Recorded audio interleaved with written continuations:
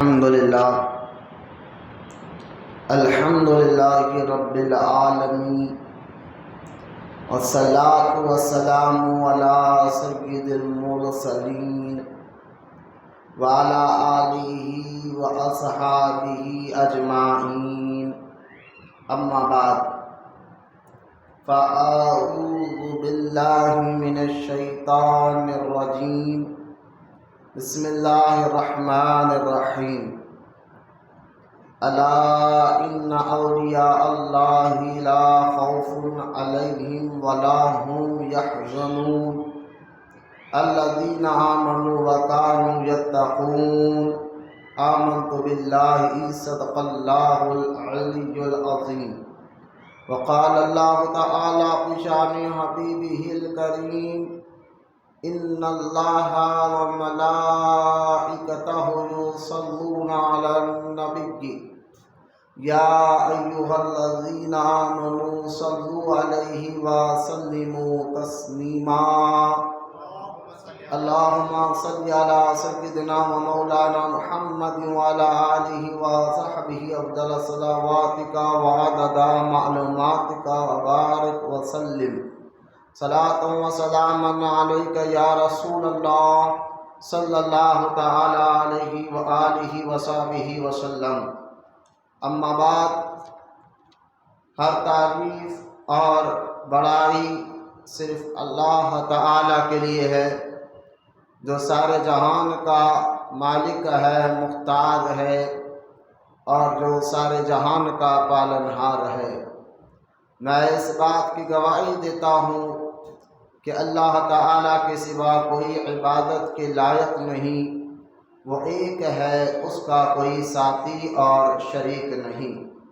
اور میں اس بات کی بھی گواہی دیتا ہوں کہ آپ کے اور ہمارے پیارے آقا اور مولا حضور پرنور رحمت کونین حضرت سیدنا محمد مصطفیٰ احمد مجتبیٰ صلی اللہ تعالی علیہ وآلہ وصحبہ وسلم اللہ تعالی کی آخری رسول اور اس کے برگزیدہ بندے ہیں.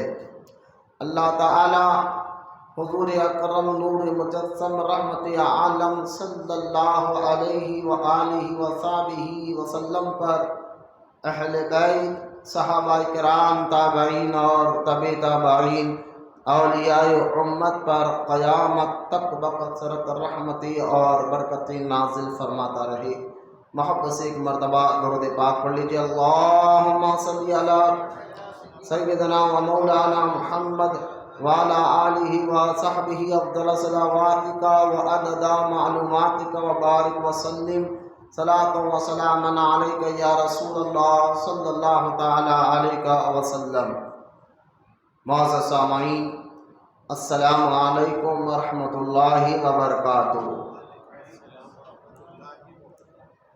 قبل اس کے کہ آج کا یہ مبارک ٹاپک بیان آپ کے سامنے عرض کروں، سب سے پہلے طریق اہل سنت و جماعت کے مطابق جو ہے درود پاک کی فضیلت آپ کو سناتا چلوں.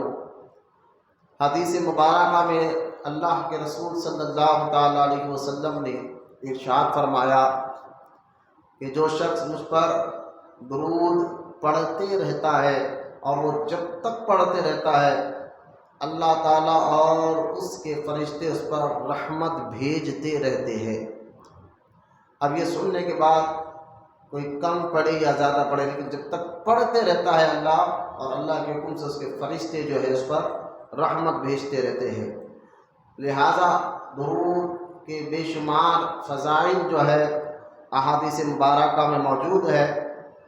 ہمیں چاہیے جب بھی کوئی پریشانی یا مشکل آئے، درود پڑھتے پڑھتے اللہ کی بارگاہ میں ضرور دعا مانگا کرے. اللہ تعالیٰ درود پاک کے وسیلے سے ہمارے پریشانیوں مصیبتوں کو ختم فرماتا ہے. درود پڑھنے سے اللہ تعالیٰ ہمیں ثواب بھی عطا فرماتا ہے، نیکیاں بھی عطا فرماتا ہے اور ہمارے گناہ بھی معاف فرماتا ہے. بے شمار درود پاک کے فضائل احادیث مبارکہ میں موجود ہے. درود پڑھنے کے فائدے اللہ دنیا میں بھی عطا فرماتا ہے قبر میں بھی عطا فرمائے گا، اور انشاءاللہ تعالی قیامت کے دن بھی درود پڑھنے کا بے شمار اجر اللہ تعالیٰ عطا فرمائے گا۔ اللہ کی بارگاہ میں دعا کرتا ہوں اللہ مجھے اور آپ کو کہنے سننے سے زیادہ عمل کی توفیق عطا فرمائے۔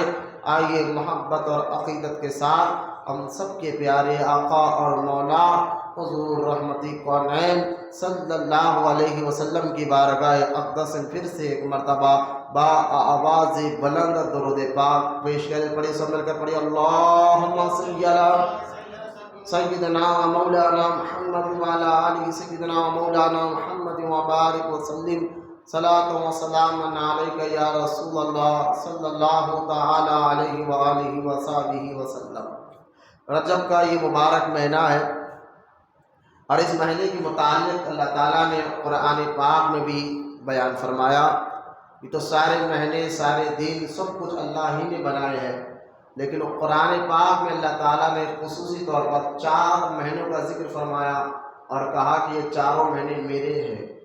اور وہ 4 مہینے کون سے جس کو اللہ نے خود قرآن میں فرما کہ یہ مبارک مہینے ہیں؟ تو ان 4 مہینوں میں ایک مہینے کا نام جو ہے ذی الحجہ ہے، اور ایک مہینے کا نام محرم ہے، اور ایک مہینے کا نام جو ہے ذی القعدہ ہے، اور ایک مہینے کا نام رجب ہے جو یہ چل رہا ہے۔ تو رجب کا یہ مبارک مہینہ حدیث پاک میں آتا ہے، ان پورے مہینے میں اگر کوئی بندہ اللہ تعالیٰ کے لیے ایک روزہ بھی رکھ لے اللہ کے لیے، تو انشاءاللہ اللہ اس کو سال بھر روزے رکھنے کا ثواب عطا فرماتا ہے۔ لہذا یہ مبارک مہینہ ہے رجب کا، اس میں خوب نیکیاں کرنا چاہیے۔ حضرت سیدنا خواجہ بندہ نواز گیسو دراز بلند پرواز رضی اللہ تعالیٰ عنہ اپنے ملفوظات میں ارشاد فرماتے ہیں کہ جیسا یہ رجب کا مبارک مہینہ آتا تو آپ فرماتے ہیں کہ رجب کا یہ مبارک مہینہ اس کی ایک مثال دی، اور مثال دے کر فرمایا کہ رجب کا مہینہ یوں سمجھو کہ ایک کسان جس طرح کھیتی کے لیے ہل چلاتا ہے، تو اس طرح اس مبارک مہینے میں ہل چلا کرو، یعنی زیادہ سے زیادہ نیکی کیا کرو، اور اس نیکی کی بیج ڈالنے سے پہلے، بیج ڈالنے یعنی ہل چلانے سے پہلے بیج ڈالا جاتا ہے۔ تو لہٰذا آپ فرماتے ہیں کہ نیکی کی بنیاد رجب کے مبارک مہینے میں کرو، یعنی رجب کا یہ مبارک مہینہ نیکی کا بیج ڈالنے کے برابر ہے، اور شعبان کا مبارک مہینہ ہل چلانے کے برابر ہے، اور رمضان شریف کا مبارک مہینہ فصلیں کاٹنے کے برابر ہے۔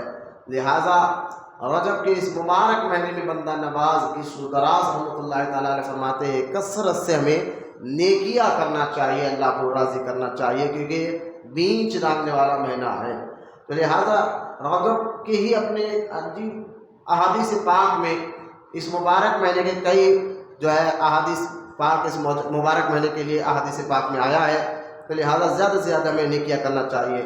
جیسا کہ رجب کا یہ مبارک مہینہ یہ چاند نظر آتا ہے، اس کے پہلے ہی عشرے میں، یعنی جو پہلے 10 دن ہیں پہلے ہی عشرے میں ہمیں خواجہ خواجگان فخر ہندوستان حضرت سیدنا خواجہ غریب نواز رضی اللہ تعالیٰ عنہ کے عرس مبارک کی گھڑیاں شروع ہو جاتی ہیں۔ تو آج کا اہم ٹاپک ہمارا جو ہے شان غریب نواز ہے۔ خواجہ غریب نواز رضی اللہ تعالیٰ عنہ کا یہ جیسا ہی پہلا عشرہ شروع ہوتا ہے کا جو ہے آپ کا عرس مبارک کی تیاری ہو جاتی ہے، اور چھٹی شریف کو جو ہے بڑے عقیدت اور محبت کے ساتھ عرس مبارک منایا جاتا ہے۔ دنیا بھر سے لوگ آپ کے عرس مبارک میں شرکت کر کر فیض لیتے ہیں۔ حضرت غریب نواز رضی اللہ تعالیٰ عنہ اللہ تعالیٰ کے وہ مبارک اور محبوب ولی ہے، بندے ہیں، جن کے ذریعے سے اللہ تعالیٰ نے دین کی بڑی خدمت لی ہے، اس لیے آپ کو معین الدین بھی کہا جاتا ہے۔ معین الدین کا مطلب ہے دین کی مدد کرنے والا۔ لہذا آج آپ کے ہی متعلق کچھ اہم باتیں آپ کے سامنے رکھنا ہے۔ دیکھیں، اس سے پہلے کہ میں غریب نواز کی زندگی مبارک کے کچھ مبارک پہلو پر آپ کے سامنے روشنی ڈالوں، لیکن ایک بات ہمارا یہ ذہن تیار رہنا چاہیے، ہمارا مزاج سے ریڈی رہنا چاہیے کہ قرآن پاک میں اللہ تعالیٰ نے نماز، روزے، حج، زکوٰۃ کے ساتھ ساتھ اللہ تعالیٰ نے قرآن میں اپنے محبوب ولیوں کا بھی ذکر فرمایا۔ سورہ نمل 19واں پارہ آپ دیکھیں، جہاں پر اللہ تعالیٰ نے آصف بن برقیہ کا واقعہ جو ہے ولا تحریر ارشاد فرمایا ہے۔ اسی طرح سورہ اصحاب کہف آپ پڑھ لے تو وہاں پر بھی اللہ کے ولیوں کا ذکر موجود ہے۔ اسی طرح سورہ مریم اگر آپ پڑھیں گے تو بی بی مریم کا ذکر بھی قرآن پاک میں موجود ہے۔ تو معلوم کیا ہوا، اللہ تعالیٰ کے نیک اور محبوب بندوں کا ذکر کرنا یہ اللہ کو بھی پسند ہے، اللہ کی سنت بھی ہے، اور ان اللہ کے نیک اور محبوب بندوں کا ذکر سننے سے پیدا یہ ہوتا ہے کہ ہمارا ایمان اور عقیدہ اور مضبوط ہو جاتا ہے۔ لہذا قرآن میں بھی اللہ تعالیٰ نے اپنے محبوب ولیوں کا ذکر فرمایا ہے۔ احادیث مبارکہ میں، کیونکہ ہم اللہ والوں سے، اللہ کے نیک بندوں سے کس لیے محبت کرتے ہیں، کس لیے ان کی عزت کرتے ہیں، کس لیے ان کا ادب کرتے ہیں، تو آپ یہی مزاج کہیں گے ہم اس لیے ان کا ادب کرتے ہیں، ان سے محبت کریں کہ یہ اللہ کے دوست ہے۔ تو اللہ کے دوست بھائی، اگر کوئی آپ کے دوست کا دوست ہو تو آپ کہتے ہیں یعنی میرے دوست کا دوست ہے، میرے پہچان والا ہے، تو آپ اس سے محبت کرتے ہیں، اس کی عزت کرتے ہیں۔ تو جو اللہ تعالیٰ کا دوست ہو اور جس بندے کے دل میں اللہ تعالیٰ کی محبت ہوگی تو وہ اللہ تعالیٰ کے دوستوں سے بھی محبت کرے گا۔ تو لہٰذا اللہ تعالیٰ کے نیک اور محبوب بندوں کے ذکر کے بارے میں احادیث مبارکہ میں موجود ہے کہ ایک آدمی اپنے گھر سے نکلا، اور جب گھر سے نکل کر وہ فلاں ایک اللہ کے دوست سے ملنے کے لیے جا رہا تھا، تو ایک فرشتے کو اللہ تعالیٰ نے انسانی شکل میں اس کے پاس بھیجا، اور وہ انسان بن کر اس آدمی کے پاس آیا، فرشتہ ہے، اللہ کا حکم پا کر انسان بن کر اس آدمی کے پاس گیا اور جا کر کہا کہ تم کہاں جا رہے ہو؟ تو اس آدمی نے کہا فلاں محلے میں ایک اللہ کا ولی، اللہ کا دوست رہتا ہے، میں اس سے ملنے کے لیے جا رہا ہوں۔ لہٰذا تو وہ فرشتہ جو انسانی شکل میں آیا ہوا آتا ہے، وہ پوچھتا ہے اچھا کس لیے جا رہے ہو؟ کیا تم اس پر کچھ احسان کیا تھا جو احسان جتانے جا رہے ہو، یا کچھ قرضہ باقی ہے کیا قرضہ مانگنے جا رہے ہو؟ کس لیے جا رہے ہو؟ تمہاری نیت کیا ہے جانے کی وہاں پر؟ تو اس آدمی نے کہا کہ میں صرف اس لیے جا رہا ہوں کہ میں نے سنا کہ وہ اللہ کا نیک بندہ ہے، بس اللہ کا نیک بندہ میں ملنے کے لیے جا رہا ہوں۔ یہ سننا تھا۔ وہ فرشتہ جو انسانی شکل میں آتا وہ کہتا ہے کہ سنو، میں انسان نہیں، اللہ کا بھیجا ہوا فرشتہ ہوں، تمہیں خوشخبری دینے آیا ہو۔ جس طرح اس بندے سے تم صرف اس لیے جا رہے ہو کہ وہ اللہ کا نیک بندہ ہے، وہ اللہ کا محبوب بندہ ہے، جس طرح تم نے اللہ کے لیے اس سے محبت کی ہے، اسی طرح اللہ بھی تم سے محبت فرماتا ہے۔ تو اللہ کے ولیوں سے محبت کرنے سے بھی اللہ راضی ہوتا ہے، اللہ کے ولیوں کے قریب جانے سے بھی اللہ راضی ہوتا ہے۔ اللہ کے دوستوں سے محبت کرنا، ان کا عزت کرنا، ان کا ادب کرنا، یہ اللہ کو بہت پسند ہے۔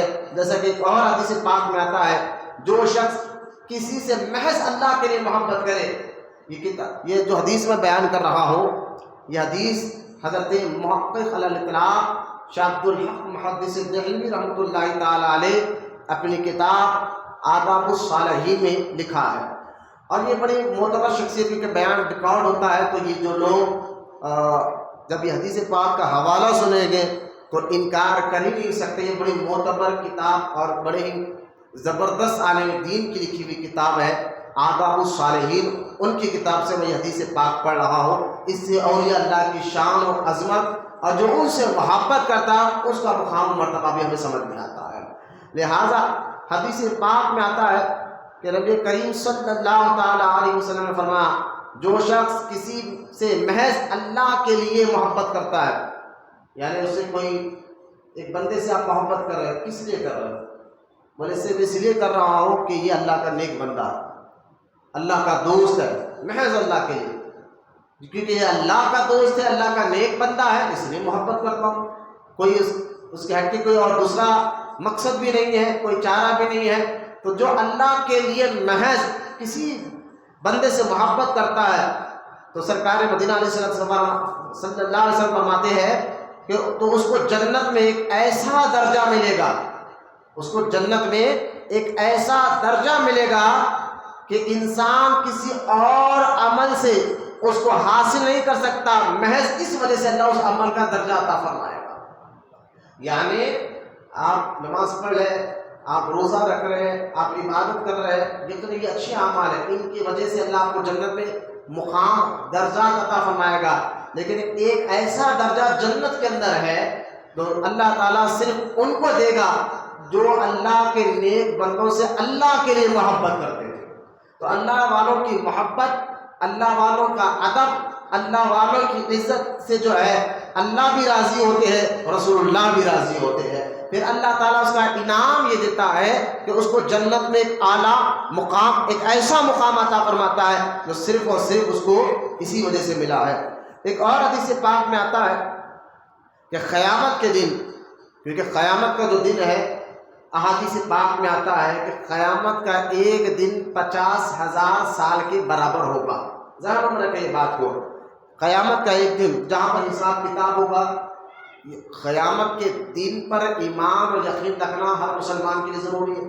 اگر کوئی بندہ نماز پڑھے، روزہ رکھے، اللہ کو ایک بھی مانے لیکن قیامت پر یقین نہیں رکھتا تو وہ پھر مرتد ہے، کافر ہو جائے گا۔ لہٰذا ایمان کا مطلب کیا ہے کہ وہ اللہ پر یقین کے ساتھ ساتھ اللہ کے تمام بتائے ہوئے احکامات پر بھی یقین رکھے، قیامت کے دن پر بھی یقین رکھے، فرشتوں پر بھی یقین رکھے۔ تو اب دیکھیں حدیث پاک میں آتا ہے کہ قیامت کے دن زمین کو اللہ تعالیٰ تانبے کی بنا دے گا اور سورج کو 1.25 میل کے فاصلے پہ لا کر کھڑا کر دے گا، بالکل قریب میں۔ آپ جب سمر کے دن یعنی دبکالے کے دن آتے ہیں تو سورج کی گرمی جب بڑھ جاتی ہے، یعنی جب 45 ڈگری 40 ڈگری ہو جاتی ہے تو ہم باہر نکلنا بڑا مشکل سمجھتے ہیں، جبکہ سورج زمین سے کروڑوں میل فاصلے دور پر ہے، کروڑوں میل کے دور پر ہے۔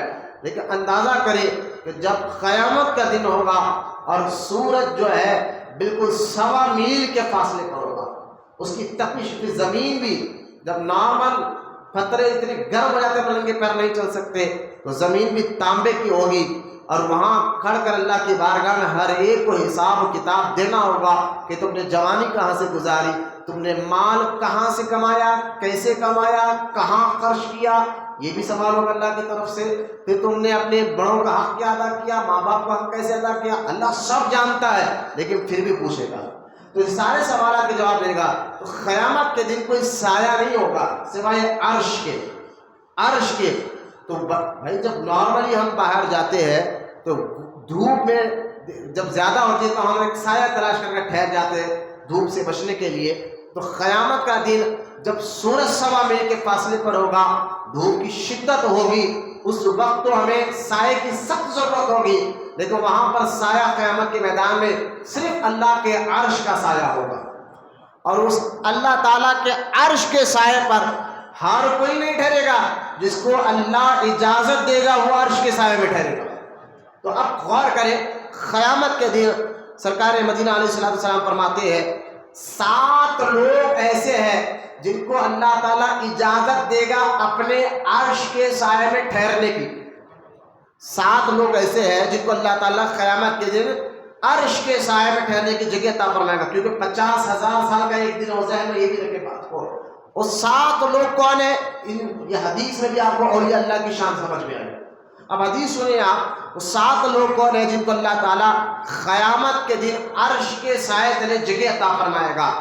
سرکار فرماتے ہیں پہلا وہ جو بادشاہ ہو لیکن نیک ہو اور انصاف کرنے والا بادشاہ۔ کئی ایسے بادشاہ اگر آپ تاریخ پڑھیں گے جو اللہ سے ڈرنے والے تھے، جن میں شہاب الدین عمر غوری کا نام آتا ہے، حضرت شہاب الدین محمد غوری کا نام آتا ہے، محمود غزنوی کا نام آتا ہے، سلطان التمش کا نام آتا ہے، حضرت اورنگزیب کا نام آتا ہے۔ یہ ایسے بادشاہ ہیں جو ساری زندگی انصاف سے کام لیا، عدل سے کام لیا، اللہ سے ڈرنے والے تھے۔ تو لہٰذا سرکار فرماتے ہیں کہ جو بادشاہ ہو لیکن عادل ہو، سچا ہو، عدل سے کام لیتا ہو، سچائی سے کام لیتا ہو، تو سرکار نے فرمایا عادل بادشاہ کو اللہ تعالیٰ جو ہے اپنے عرش کے سائے میں جگہ دے گا ٹھہرنے کے لیے۔ پہلا وہ، اور دوسرا وہ 7 لوگوں میں سرکار نے کیا گنا، دوسرا وہ نوجوان ہو، گناہ کر سکتا ہے، غلط کام کر سکتا ہے، جسم میں طاقت ہے، قوت ہے، جو چاہے اختیار ہے، لیکن اللہ کے ڈر سے اپنی نوجوانی کو عبادت میں گزار دیتا ہے۔ دوسرا وہ جو اپنے نوجوانی کو اللہ کی عبادت میں گزار دیتا ہے۔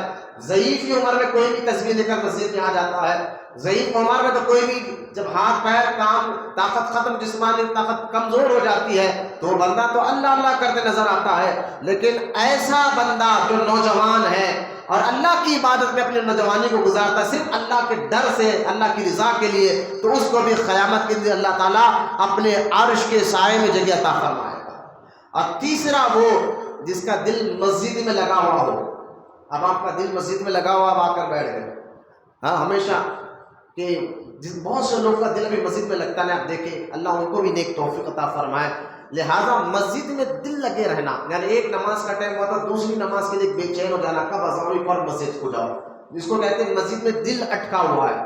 بعض بندے ایسے ہوتے ہیں جس طرح دیوار میں کیل کیسا ہوتی ہے، جیسا دیوار کے اندر کیلا دھسا ہوا ہوتا ہے نا، اسی طرح مسجدوں میں ان کا دل دھسا ہوا ہوتا ہے، جیسے ہی اذان فوراً کا دل دھڑکنے لگ جاتا ہے۔ تو لہٰذا مسجد میں صرف نماز پڑھنا ہی عبادت نہیں، مسجد میں آ کر بیٹھنا بھی عبادت ہے۔ لہٰذا سرکار نے فرمایا تیسرا وہ جن کو اللہ اپنے قیامت کے دن عرش کے سائے میں جگہ عطا فرمائے گا، جس کا دل مسجد میں اٹکا ہوا ہو، مسجد سے لگتا ہو، اس کو بھی اللہ قیامت کے دن اپنے عرش کے سائے تلے جگہ عطا فرمائے گا۔ اب چوتھا وہ جو صرف دوستی رکھتا ہے تو اللہ کے لیے، مولانا سبحان اللہ، یہ آگے ہم سرکار حسن بن احمد شہید کے مزار کی زیارت کے لیے کیوں آ رہے ہیں، ہم بابا شریف مدینی کی درگاہ کی زیارت کے کیوں جاتے ہیں، یوسف شاہ بابا کی زیارت کے لیے کیوں جاتے ہیں، یہ اولیاء اللہ کی زیارت کے کیوں جاتے ہیں؟ صرف اس لیے کہ وہ اللہ کے دوست ہیں، اللہ کے دوست ہیں، اللہ کے لیے جاتے ہیں۔ تو لہذا چوتھا وہ شخص جو دوستی رکھتا ہو تو اللہ کے لیے، یعنی کسی سے محبت کرتا ہے صرف اللہ کے لیے، تو ان کو بھی اللہ قیامت کے دن اپنے عرش کے سائے تلے جگہ عطا فرمائے گا۔ اور پانچواں وہ شخص ہوتا ہے جو اللہ کے خوف میں رو پڑے، اللہ کی محبت میں، اللہ کے خوف میں رو پڑے، اللہ اس کو بھی قیامت کے دن، ہمارے آنسو کو اس تکلیف میں روتے ہیں، مصیبت میں روتے ہیں، کوئی پریشانی میں روتے ہیں، لیکن اللہ کے کبھی خوف سے، اللہ کے ڈر سے رو کر دیکھے اور رونے میں بھی کیا لذت عطا فرماتا ہے اللہ تعالیٰ۔ لہٰذا پانچواں شخص جو اللہ کے خوف سے رو پڑے، اس کو بھی اللہ قیامت کے دن اپنے عرش کے سائے میں جگہ عطا فرماتا ہے۔ چھٹواں وہ جو ایک عورت کسی مرد کو غلط کام کے لیے بلائے اور وہ یہ کہے میں اللہ سے ڈرتا ہوں، میں اللہ سے ڈرتا ہوں، یہ کام نہیں کروں گا، جو اپنے آپ کو اللہ کے لیے غلط کام سے روکے، اللہ اس کو بھی قیامت کے دن عرش کے سائے میں جگہ عطا فرمائے گا۔ اور ساتواں وہ جو اللہ کی راہ میں صدقہ اس طرح چھپا کر کرے کہ سیدھے ہاتھ سے دے تو دائیں ہاتھ کو خبر نہ ہو، تو ایسے لوگوں کو قیامت کے دن خیر، یہ حدیث میں نے ساتھ مکمل اس لیے کر دی آپ کو بتانے کے لیے کہ یہ سمجھانے کے لیے کہ اللہ کے نیک بندوں سے محبت کرنے سے بھی اللہ راضی ہوتا ہے۔ ہمیں چاہے ہم اللہ والوں سے محبت کس لیے کرتے ہیں؟ اللہ کے لیے، کہ وہ اللہ کے دوست ہے۔ اور ایک آخری حدیث پاک جس کا میں آپ کو سامنے خلاصہ کر کر سمجھاتا ہوں، اللہ فرماتا ہے ہر عمل جو بندہ کرتا ہے اس میں کہیں نہ کہیں اس کا مفاد ہوتا ہے۔ نماز پڑھ رہا ہے، یقیناً میرے لیے پڑھ رہا ہے، اللہ کے لیے پڑھ رہا ہے تو ٹھیک ہے، اب کوئی دکھاوے کے لیے پڑھا تو اس کی نماز کے منہ پہ مار دیتے ہیں۔ لہٰذا ہر عمل، کوئی بندہ تنہائی میں عبادت کر رہا ہے تو وہ اس کا خود کا فائدہ، اگر کوئی بندہ جو ہے محنت مزدوری کر رہا ہے تو اس کے اپنی ذات کے لیے کر رہا ہے۔ لیکن اللہ فرماتا ہے ایک عمل ایسا ہے جو خالص میرے لیے بندہ کرتا ہے، خالص میرے لیے، یعنی اس کے پیچھے کوئی مقصد نہیں، صرف اللہ ہے، اللہ کے لیے وہ کام کرتا ہے۔ اور حدیث پاک میں آتا ہے جب پوچھا گیا یا اللہ وہ کون سا عمل ہے جو خالص تیرے لیے ہے اور کسی کے لیے نہیں، تو اللہ کے رسول صلی اللہ علیہ وسلم فرماتے ہیں، اللہ فرماتا ہے کہ محبت رکھتا ہے نیک بندوں سے تو میرے لیے، اور دشمنی رکھتا ہے میرے دشمنوں سے، یعنی محبت بھی اللہ کے لیے، یعنی جو اللہ کے نیک بندوں اسے محبت کرتا ہے، اور جو اللہ کے دشمن ہے، جو اللہ کے دین کے دشمن ہیں، ان سے دشمنی رکھتا ہے۔ تو اللہ کے لیے محبت رکھنا اور اللہ کے دشمنوں سے دشمنی رکھنا، اللہ تعالیٰ فرماتا ہے یہ خالص میرے لیے ہے اور اس کا اجر میں ہی عطا فرماؤں گا۔ لہٰذا یہ تمام حدیثیں ہمیں بزرگان دین کی شان و عظمت میں بیان فرما رہے ہیں۔ اب آ جائے اب اس سے اندازہ کر لیں کہ اولیاء کا مقام و مرتبہ کیا ہوتا ہے، بلکہ یہاں تک ایک حدیث پاک میں آتا ہے قیامت کے دن اللہ تعالیٰ اپنے عرش کے نیچے کچھ نورانی کرسیاں یعنی ممبر رکھے گا، اور اس نورانی کرسیوں پر، اس ممبر پر حدیث پاک میں آتا ہے اللہ کے کچھ نیک بندے بیٹھیں گے، ان بندوں کو دیکھ کر نبی بھی رش کریں گے، کہیں گے یا اللہ یہ کون بندے ہیں جو ان کے چہرے اتنے نورانی ہیں، اور یہ کون لوگ ہیں جن کو اللہ نے اتنی عزت دے کر بٹھا رہا ہے، اپنے عرش کے نیچے کرسیوں میں ڈال کر بٹھا رہا ہے، تو یہ کون وہ بندے ہیں؟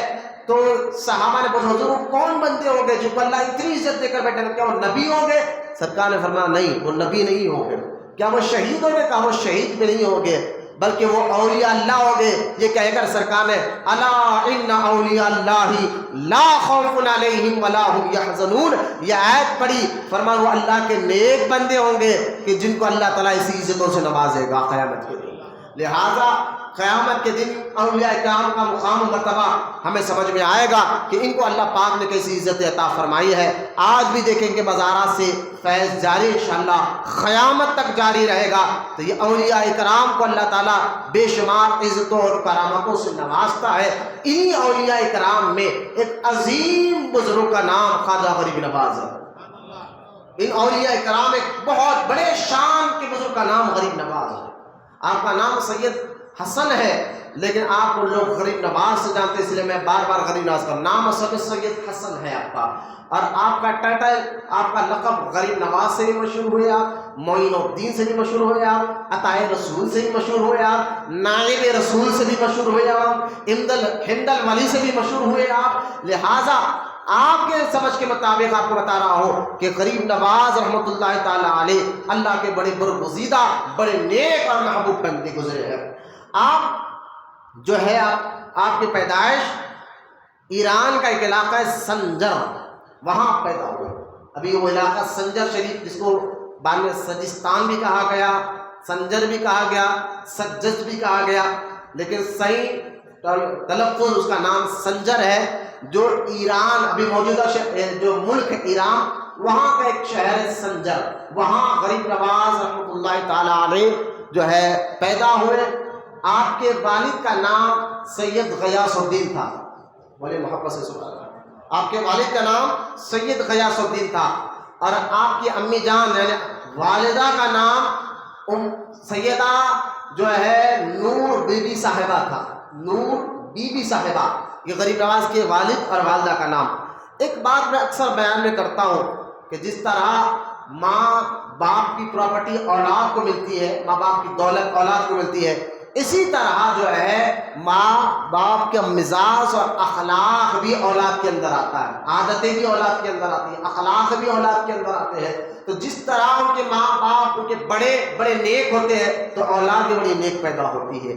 اب غور کریں کہ غریب نواز کی جو والد ہے سید غیاث الدین، یہ ہے کون؟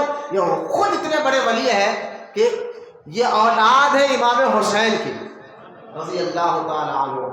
سید غیاث الدین جو غریب نواز کے ابا ہے، کس کی اولاد میں سے ہے؟ امام حسین رضی اللہ تعالیٰ عنہ کی۔ اور آپ کی جو ماں ہے جو نور بی بی صاحبہ، غریب نواز کی ماں کا نام ہے نور بی بی صاحبہ، وہ کس کی اولاد میں سے؟ وہ اولاد ہے امام حسن کی۔ آپ دیکھیں اس سے پتہ چلا کہ غریب نواز حسنی حسینی شہزادے ہیں، اور نجیف الطرفین سید، یعنی نجیف الطرفین سید کا مطلب جن کے ماں بھی سیدہ ہے والد بھی سید ہے، ان کو نجیف الطرفین سید کہتے ہیں۔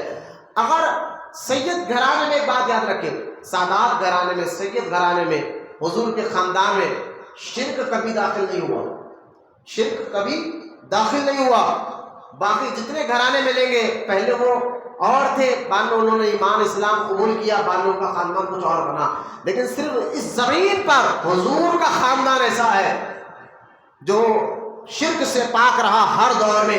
جب سے آدم علیہ السلام زمین پر بھیجے گئے، جب سے آدم علیہ السلام زمین پر بھیجے گئے، اس وقت سے لے کر حضور کے آنے تک، اور حضور سے لے کر جب تک سادات زمین پر رہیں گے، اس وقت سے لے کے ہزاروں سال گزر گئے ہیں، لیکن اس زمین پر اگر کوئی خاندان ایسا ہے جو کبھی شرک نہیں کیا، یعنی صرف اللہ کی عبادت کیا، توحید کا ماننے والا تھا، تو وہ حضور کا خاندان ہے، حضور صلی اللہ علیہ وسلم کا خاندان مبارک ہے۔ تو حضور صلی اللہ علیہ وسلم کے اسی خاندان مبارک کے چشم چراغ کا نام غریب نواز ہے۔ آپ کے والد سید غیاث الدین رحمۃ اللہ علیہ، سید غیاث الدین یہ خود بھی مالدار بھی تھے، متقی بھی تھے۔ غریب نواز کے ابا کی بات کر رہا ہوں، مالدار بھی تھے، متقی بھی تھے، پرہیزگار بھی تھے، اور بہت پہنچے ہوئے ولی اللہ بھی تھے۔ آپ دیکھیں کہ جب سنجر نامی، اصل میں ایک بادشاہ کا نام تھا سنجر، وہ ایران کے اس علاقے میں آ کر، جہاں غریب نواز پیدا ہوئے، اس علاقے میں آ کر اس نے اس علاقے کو فتح کیا اور وہیں رہا، تو اس علاقے کا نام ہی پڑ گیا سنجر، ٹھیک ہے۔ اب وہ سنجر نامی جو بادشاہ تھا، وہ اپنے والد کے کہنے، بڑا نیک بادشاہ گزرا ہے سنجر، وہ اپنے والد کے کہنے پر نکلا اور اس علاقے کو فتح کرنے کے لیے آ رہا تھا، تو اس فوج میں چیچک نامی ایک بیماری پیدا ہو گئی، اور وہ بیماری میں بندہ 2 سے 3 بار الٹی کرتا مر جاتا، اور وہ بیماری ایسی تھی کہ خطرناک طریقے سے پھیل رہی تھی۔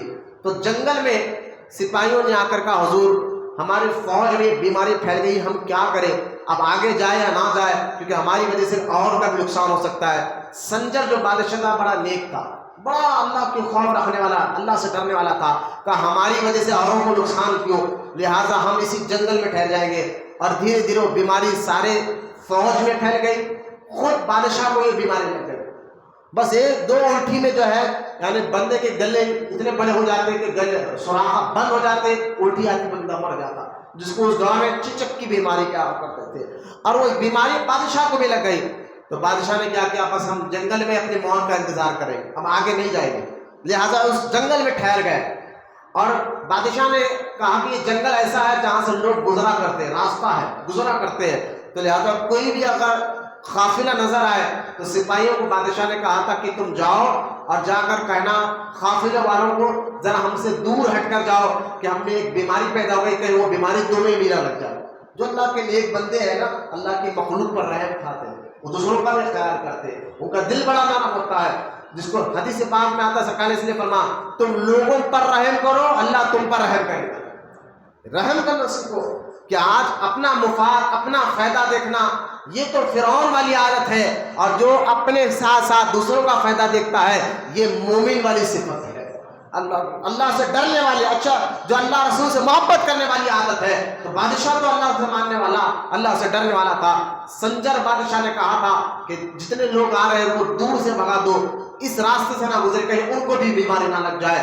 لہٰذا ایک قافلہ دور سے آیا تو فوجی نے جا کر کہا آپ لوگ ہمارے سے دور ہٹ کر چلے جائے، ہمیں اور ہمارے بادشاہ کو خطرناک بیماری لگ گئی ہے، کہیں وہ بیماری آپ کو بھی نہ لگ جائے۔ تو اسی قافلے میں ایک نوجوان سامنے آیا، کہا اس فوجی سے میں آپ کے بادشاہ سے ملنا چاہتا ہوں۔ کہا آپ نہیں سنے کہ ہمیں خطرناک بیماری لگی، کہیں آپ کو بھی لگ جائے گی؟ اس نوجوان نے کہا اللہ پر مجھے پورا یقین ہے وہ بیماری نہیں لگے گی، بلکہ جو بیماری آپ کو اور بادشاہ کو لگی ہے اس کا علاج بھی میں جانتا ہوں، آپ مجھے اپنے بادشاہ کے پاس لے کر چلے۔ فوج نے، اس سپاہی نے اس کو لے کر بادشاہ کے پاس لے کر گئے۔ اس نوجوان کے چہرے کو دیکھ کر بادشاہ بڑا مطمئن تھا، خوش تھا۔ کہا نوجوان تیرے چہرے پر تو نورانیت نظر آ رہی ہے، اچھے پن کا آثار نظر آ رہا ہے، لیکن تیرے پاس اس کا علاج کہاں آ گیا؟ آج تک کسی نے اس کا علاج نہیں نکالا۔ آپ نے فرمایا، اس نوجوان نے فرمایا تھا آپ ڈریے مت، اس کا علاج اللہ کے فضل سے میرے پاس ہے۔ یہ کہہ کر آپ نے ایک گلاس پانی منگوایا، اس میں کچھ پڑھ کر دم کیا اور کہا اس کو پی لیجئے۔ بادشاہ نے جیسا ہی پانی پیا، گلوں کا درد اسی وقت فوراً ختم ہو گیا، یوں سمجھے کہ بیماری ختم ہی ہو گئی۔ اب بادشاہ نے جب فائدہ دیکھا، ساری فوج کو ملایا اور ساری فوج کو اللہ تعالیٰ نے اسی وقت اس نوجوان کے ذریعے شفا عطا فرما دی۔ اب جب وہ نوجوان شفا یاب ہو گیا، اس نے کہا آپ کا نام کیا ہے، کون ہے آپ کے ذریعے اللہ نے ہماری جانوں کو محفوظ کر دیا۔ آپ کے ذریعے اللہ تعالیٰ نے ہمارے کو بیماری سے شفا یاب عطا فرما دیا۔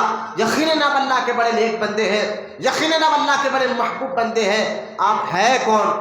آپ کا نام کیا ہے؟ تو آپ نے فرمایا تھا میرا نام سید غیاث الدین ہے اور میں بیٹا سید کمال الدین کا ہوں۔ لہٰذا یہ کوئی نوجوان کوئی اور نہیں، غریب نواز کے ابا تھے، غریب نواز کے والد تھے۔ اب مجھے بتائیے جن کے والد کا یہ مقام ہے تو بیٹا تو غریب نواز بنے گا نا۔ لہٰذا سید غیاث الدین رحمۃ اللہ تعالیٰ علیہ کا نکاح ہوا نور بی بی صاحبہ سے۔ جب نکاح ہوا، نکاح ہونے کے بعد غریب نواز رحمۃ اللہ تعالیٰ علیہ کی ماں فرماتی ہے جب مجھے عمل کے آثار شروع ہوئے تو مجھے یقین جانیے، غریب نواز کی ماں فرماتی ہے، بی بی نور بی بی صاحبہ فرماتی ہے اللہ کی عزت و جلال کے قسم جب غریب نواز میرے پیٹ میں تھے تو جیسے جیسے حمل کے دن بڑھتے گئے ایک وقت ایسا بھی آیا، خود غریب نواز کی ماں فرماتی ہے مجھے میرے پیٹ سے اللہ کے ذکر کی آواز آیا کرتی تھی۔ آپ عقلوں کو نہ دوڑائے، یہ کیسے ہو سکتا ہے کہ ایک بندہ ماں کے پیٹ میں اللہ کا ذکر کیسے کر سکتا ہے؟ تو پہلے اس کا جواب آپ سن لیجیے۔ پہلا جواب تو یہ ہے کہ غریب نواز کوئی عام بندوں کی طرح نہیں تھے، آپ کے روانی طرح عام بندوں کی طرح نہیں تھے، یہ اللہ کے محبوب اور اللہ کے ولی تھے۔ اور دوسری بات مجھے بتائیے، یہ آیت آپ نے اگر سنی ہوگی نا قرآن میں، ان اللہ علی کل شیء قدیر، اللہ ہر چاہے پہ قادر ہے، اللہ جو چاہے کر سکتا ہے۔ کوئی بندے کو اللہ کی طاقت پہ ڈاؤٹ ہے؟ اللہ کی قوت پر، اللہ کی طاقت پر، اللہ کی قدرت پر کوئی شک نہیں ہے، اور جو شک کرے وہ مسلمان نہیں۔ جو اللہ کی قدرت، طاقت، قوت پر شک کرے تو وہ مسلمان نہیں، اور اللہ سے بڑھ کر کوئی قوت والا نہیں، اللہ سے بڑھ کر کوئی قدرت والا نہیں، طاقت والا نہیں۔ تو اللہ تعالیٰ نے غریب نواز کو ماں پیٹ ولی پیدا فرمایا، غریب نواز کو اللہ نے یہ طاقت عطا فرمائی کہ وہ ماں کے پیٹ میں بھی اللہ کا ذکر کرتے تھے۔ بھئی یوں سمجھیے کہ اللہ اپنی طاقت کو اظہار ولیوں سے کرتا ہے، نبیوں سے کرتا ہے۔ طاقت اللہ کی ہوتی ہے، آپ کو کیسا پتا چلے کہ یہ رب کی طاقت ہے؟ تو کا اظہار نبی کر کر بتاتے ہیں، اس کا اظہار ولی کر کر بتاتے ہیں۔ قدرت اللہ کی ہوتی ہے، طاقت اللہ کی ہوتی ہے۔ جیسا کہ جب کافروں نے آ کر کہا تھا ہمارے نبی سے اگر آپ نبی ہے تو چاند کے 2 ٹکڑے کر کر بتا دے، تو سرکار نے چاند کی طرف اشارہ کیا، چاند 2 ٹکڑے ہوا۔ مطلب کیا ہے؟ طاقت تو خدا کی تھی، ظاہر نبی سے ہو رہی تھی، قدرت تو خدا کی تھی، ظاہر نبی سے ہو رہی ہے۔ یہی تو مسئلہ ہے کہ طاقت خدا کی ہوتی ہے، قدرت خدا کی ہوتی ہے، ظاہر غوث و خواجہ سے ہوا کرتی ہے۔ تو لہٰذا جن کو اللہ تعالیٰ نے پیدائشی طور پر طاقت والا بنایا ہو، وہ ماں کے پیٹ میں اللہ کا ذکر کرے تو اس میں تعجب کی کیا بات ہے؟ اس میں تعجب کی کیا بات ہے؟ حضرت غریب نواز کی ماں کہتی ہے کہ جب غریب نواز میرے پیٹ میں آئے، ہمارے گھروں سے جو تھوڑی بہت مصیبتیں پریشانیاں تھیں دھیرے دھیرے ختم ہونے لگے۔ بولو یا سبحان اللہ۔ تعداد آپ لوگ کم ہے، اس کو مت دیکھیں آپ کے اندر سے سستی، کاہلی، بے چینی سب بتائے۔ اور کوئی بے چین ہوگا تو میں اس کو بھگا دوں گا، باہر جاؤ جا کے ٹہل کر آؤ، چائے وائی پی کر آؤ پروانے۔ لیکن جب بیٹھے تو چہرہ حشاش بشاش کر کر بیٹھو، ہے نا، چہروں پر اداسی نہیں ہونا چاہیے۔ روڈیوں، پہلوانوں، سود خوروں کے ساتھ بیٹھتے ہیں ہم، جا کر جو ہے ہوٹلوں میں بیٹھ جاتے گھنٹوں گھنٹوں، نہ چہرے پہ بے چینی ہوتی نہ کچھ نہیں ہوتی۔ اللہ کے گھر میں بیٹھو، بیٹھنا بھی عبادت ہے، تو چہروں پہ نا حشاش بشاش رہو، چہرے سمجھنا اے مولانا کیا بول رہی؟ نہیں، آج یہ دور ہے، یہی بولنے سے آج ہے نا بدعقیدہ وہابی ہم سے دور ہونے لگے، لہٰذا ہمیں بھٹکانے لگے ہیں، ہمیں وسوسے ڈالنے لگے ہیں۔ خدا کے واسطے اپنے ایمان اور جانے دیجیے کون جا رہا کون آ رہا پتہ نہیں، آپ میری طرف رکھیے۔ لہٰذا اپنے اخلاق، اپنے کردار کو سنوار کریں، غریب نواز کی کچھ باتیں سنیں انشاءاللہ، کیونکہ آج میں ٹاپک صرف شان غریب نواز پر ہی رکھوں گا۔ کچھ حدیثیں آئے تو میں نے سنا دے، اب مختصر انداز میں آپ کو غریب نواز کے کچھ پہلو بتاؤں گا، اور اس کے عقیدے بھی، ان کے ذریعے سے ہمیں جو فیض ملے گا وہ بھی آپ کے سامنے رکھوں گا۔ غریب نواز رحمۃ اللہ تعالیٰ علیہ جب پیدا ہوئے تو آپ کی ماں بی بی نور بی بی صاحبہ فرماتی ہے کہ جیسا ہی معین الدین پیدا ہوئے، یعنی سید حسن پیدا ہوئے، تو گھر میں ہمارے نور آیا، ایک اجالا آیا، اور اجالا آتا بھی کیسے نہیں کہ سرکار اعلیٰ حضرت فرماتے ہیں کہ یا رسول اللہ تیری نسل پاک میں ہے بچہ بچہ نور کا، تو ہے عین نور، تیرا سب گھرانہ نور کا۔ لہذا غریب نواز جب پیدا ہوئے، آپ کی ماں فرماتی ہے کہ اچانک ایک اجالا سا چھا گیا اور سارا گھر منور ہو گیا، اور میں نے اپنے بیٹے معین الدین کو دیکھا کہ وہ سجدے کی حالت میں ہے اور اللہ کا ذکر کر رہا ہے۔ پیدا ہوتے ہی سرکار غریب نواز رحمۃ اللہ تعالیٰ علیہ سجدے کی حالت میں گئے اور اللہ کا ذکر کرے اور اللہ کی یاد میں گم ہو گئے۔ اب آپ کی ماں فرماتی ہے اس کے بعد سارے محلے میں یعنی سجستان میں، سنجر میں یہ بات مشہور ہو گئی کہ سید گھرانے میں ایک ایسا بچہ پیدا ہوا ہے، جب پیدا ہوتے ہی اللہ کی بارگاہ میں سجدہ کرا۔ بات محلے میں مشہور ہو گئی، اور یہ بھی بات مشہور ہو گئی جب یہ بچہ پیدا ہوا تو گھر میں اجالا ہی اجالا تھا۔ اس دور میں چراغ کا دور تھا، ایک چراغ میں اور اجالے میں زمین آسمان کا فرق ہوتا ہے۔ لہٰذا بچہ پیدا ہوا، سارا گھر منور ہوا۔ جب یہ بات محلے میں مشہور ہو گئی تو سارے لوگ، اڑوس پڑوس کے لوگ میرے اور آپ کے غریب نواز کو دیکھنے ان کے گھر آیا کرتے تھے۔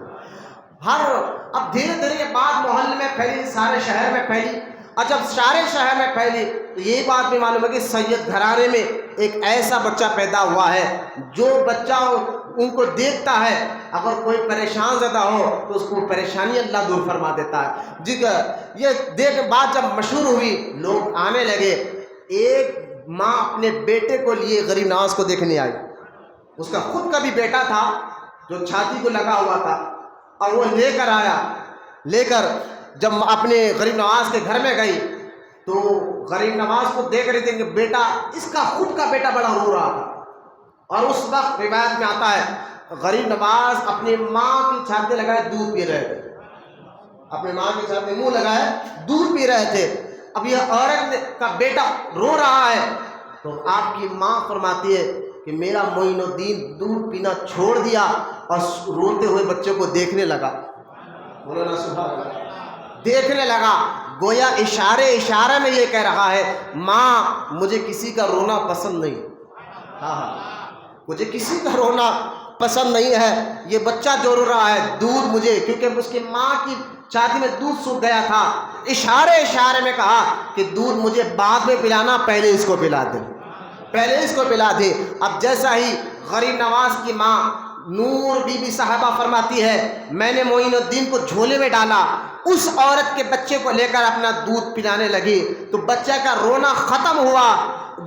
جیسا رونا ختم ہوا اسی طرح غریب نواز جھولے میں اس طرح مسکرائے، ایسا ہنسے کہ ان کا ہنسنا سارے گھر والوں نے سنا، دیکھا بھی سنا بھی۔ تو مجھے یہاں کہنے دو مسلمانوں، غریب نواز ماں کے گود میں تھے، اس وقت اپنے کسی غلام کا رونا برداشت نہیں کر سکے۔ غریب نواز ماں کے گود میں تھے، اس وقت کسی غلام کا رونا برداشت نہیں کر سکے، تو غریب نواز آج عطائے رسول ہند الولی ہے، اپنی قبر کے اندر بھی آج بھی کسی غلام کا رونا برداشت نہیں کر پاتے۔ کتنے واقعات ہیں جو غریب نواز کے آستانے پر جو روتے ہوا جاتا ہے اور ہنس کر آتا ہے، پریشان زدہ جاتا ہے پریشانی ختم کر کر آتا ہے، مصیبت زدہ جاتا ہے مصیبت ختم کر کر آتا ہے، کہ آج بھی غریب نواز کی وہی عادت ہے جو پہلے تھی، آج بھی آپ کے دربار سے کوئی خالی نہیں جاتا، اس لیے تو آپ کو غریب نواز کہا تھا۔ آج غریب نواز کے لفظ سے بھی وہابیوں کو بڑے چڑ ہو گئے۔ ایک وہابی کہنے لگا سب کو اللہ دیتا ہے، غریب نواز کیوں کہہ رہے ہو؟ غریب نواز، بندہ نواز، یہ ساری باتیں جو نا وسوسے ڈالنے کے لیے، ہمارا ذہن خراب کرنے کے لیے، اور یہ جو باتیں آپ پھیلا رہے نا کہ درگاہ کیوں، عرس کیوں، چھٹی کیوں، 11ویں کیوں، یہ سارے جو وہابیہ بد عقیدے یہ جو باتیں مارکیٹ میں پھیلا رہے ہیں، میں آپ کو بتاتا ہوں یہ ساری باتیں 1857 کے بعد پیدا کی گئی ہیں مسلمانوں کے اندر، ہمارے اندر یہ باتیں کہ عرس کیوں، 11ویں کیوں، غریب نواز کیوں، بندہ نواز کیوں، یہ ساری باتیں 1857 کے بعد پیدا کی گئی ہے۔ کیوں؟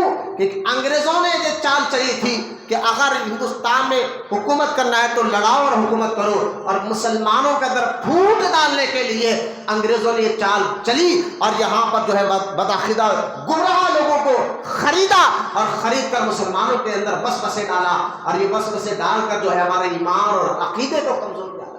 آج کوئی کہتا ہے کہ کیوں غریب نواز، کوئی یہ کہہ رہا ہے کہ مزار پر کیوں جاتے ہو؟ جو مزار پر بیٹھتا ہے، جو مزار پر جاتا ہے، وہ آج وہابی بدعقیدہ میں یہ کہتے ہیں کہ درگاہ کیوں جا رہے ہو، مزار پر کیوں جا رہے ہو؟ مزار پر بیٹھنے والے قبر پر بیٹھنے والے، میاں بات مت کریے سر، مسجد میں بات مت کریے، بچوں کو تو بھیجانا تو میں سمجھو مسجد کی آداب ہے، مسجد میں بیٹھ کر دنیاوی بات کرنے سے، میری طرف دیکھیے پیچھے مت دیکھیے، مسجد میں بیٹھ کر بات کرنا یہ حدیث پاک میں آتا ہے کہ قبر کے اندر اس کو اندھیرا پیدا کیا جائے مرنے کے بعد، اور اس کو سخت عذاب دیا جائے گا۔ یہ باتیں آج کل مسجدوں میں بتائی نہیں جا رہی ہے، ایک عام رواج بن گیا ہے مسجد میں بیٹھ کر باتیں کرنا۔ اللہ رحم کرے، اللہ رحم کرے، یہ حدیثیں کہاں جائیں گی جو سرکار نے فرمایا مسجد میں بیٹھ کر دنیاوی باتیں مت کرو۔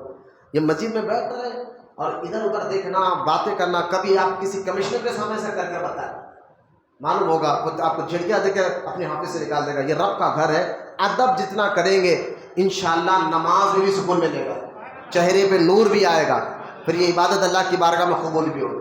یہ ادب کسی مولانا کا نہیں ہے، میری تقریر کا ہے، یہ ادب اللہ کے گھر کا ہے۔ تو آپ اللہ کے گھر کا ادب کرنے والے بن جا رہے، تو آپ کوئی بات کرے گا ادھر ادھر دیکھے گا، میں اس کو ایسی آواز دے کے باہر نکالوں گا۔ لہٰذا بیٹھے اطمینان کے ساتھ بیٹھے، ورنہ اگر سستی کا لیا رہے تو باہر ٹہل کر آخری میں فرمانے گے۔ لہٰذا خواجہ آج جو یہ باتیں وسوسے ڈالا جاتا ہے، یہ وسوسے بڑے خطرناک ہوتے ہیں کہ درگاہ کیوں، مزار کیوں، فاتحہ کیوں، مدد مانگنا کیوں، بہت زیادہ ہمارے اندر مل رہا ہے۔ اب تک نہیں بات کہتے کہ خبر والے مکھی نہیں اڑا سکتے، تم جا کر کے تو بابا میری پریشانی ہٹا دو، مشکل ہٹا دو، یہ وہ مکھی نہیں اڑا سکتے۔ قرآن میں آیا ہے کہ خبر والے مکھی نہیں اڑا سکتے۔ پہلے تو اس کا جواب آپ کو غور سے ان کو کہنا کہ قرآن میں کہاں لکھا ہوا ہے کہ یہ خبر والے مکھی نہیں اڑا سکتے، پہلے جواب دو۔ تو 17ویں پارے میں ایک آیت ہے جس میں اللہ تعالیٰ ارشاد فرماتا ہے کہ یہ بت، خبر نہیں کیا تھا، بت جو اللہ کے علاوہ کافر اور مشرک بتوں کی عبادت کرتے تھے، وہ بت کے بارے میں قرآن میں آیت ہے کہ اگر ان کے منہ پہ مکھی بیٹھ جائے، یعنی ان کی ناک پر مکھی بیٹھ جائے تو مکھی نہیں اڑا سکتے۔ مجھے بتاؤ یہ آیت جو قرآن میں آئی ہے خبروں کے لیے آئی یا بتوں کے لیے آئی؟ سے پوچھو، یہ بتوں کے لیے آئی تھی پہلی بات، کیونکہ قرآن اس دور میں اتر رہا ہے جب یہ آیت اتری۔ کیا صحابہ اکرام کسی خبر پر جا رہے تھے اس لیے آیت نازل؟ ایسا بھی نہیں ہے، ایسا تو تھا نہیں۔ لہٰذا اس وقت یہ آیت اتری ہے خبر والوں کے نہیں، بتوں کے لیے اتری ہے، اور بتوں کے لیے اللہ نے فرمایا مکھی نہیں اڑا سکتے، اور تم کہتے ہو نہیں خبر والے مکھی نہیں اڑا سکتے۔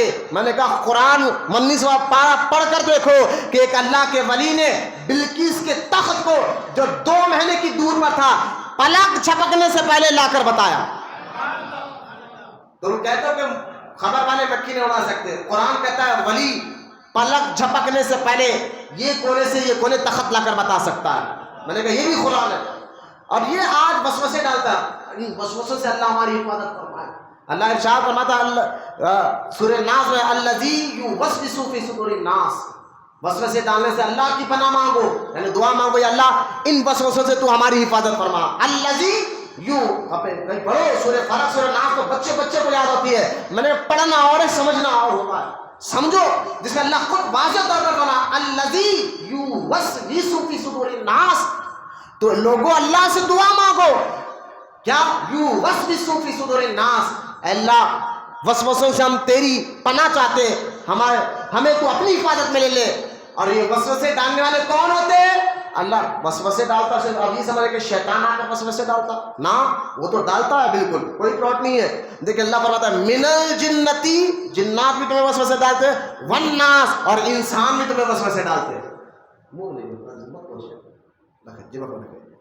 لہذا الذی من الجنتی والناس، جنات اور انسان، صرف جن ہی وسوسے نہیں ڈالتا، کچھ انسان نما شیطان بھی ہوتے جو آ کے ہم کے وسوسے ڈالتے۔ درگاہ کیوں جا رہے ہو، مزار پر کیوں جا رہے ہو، اب وسوسے ڈال دیا۔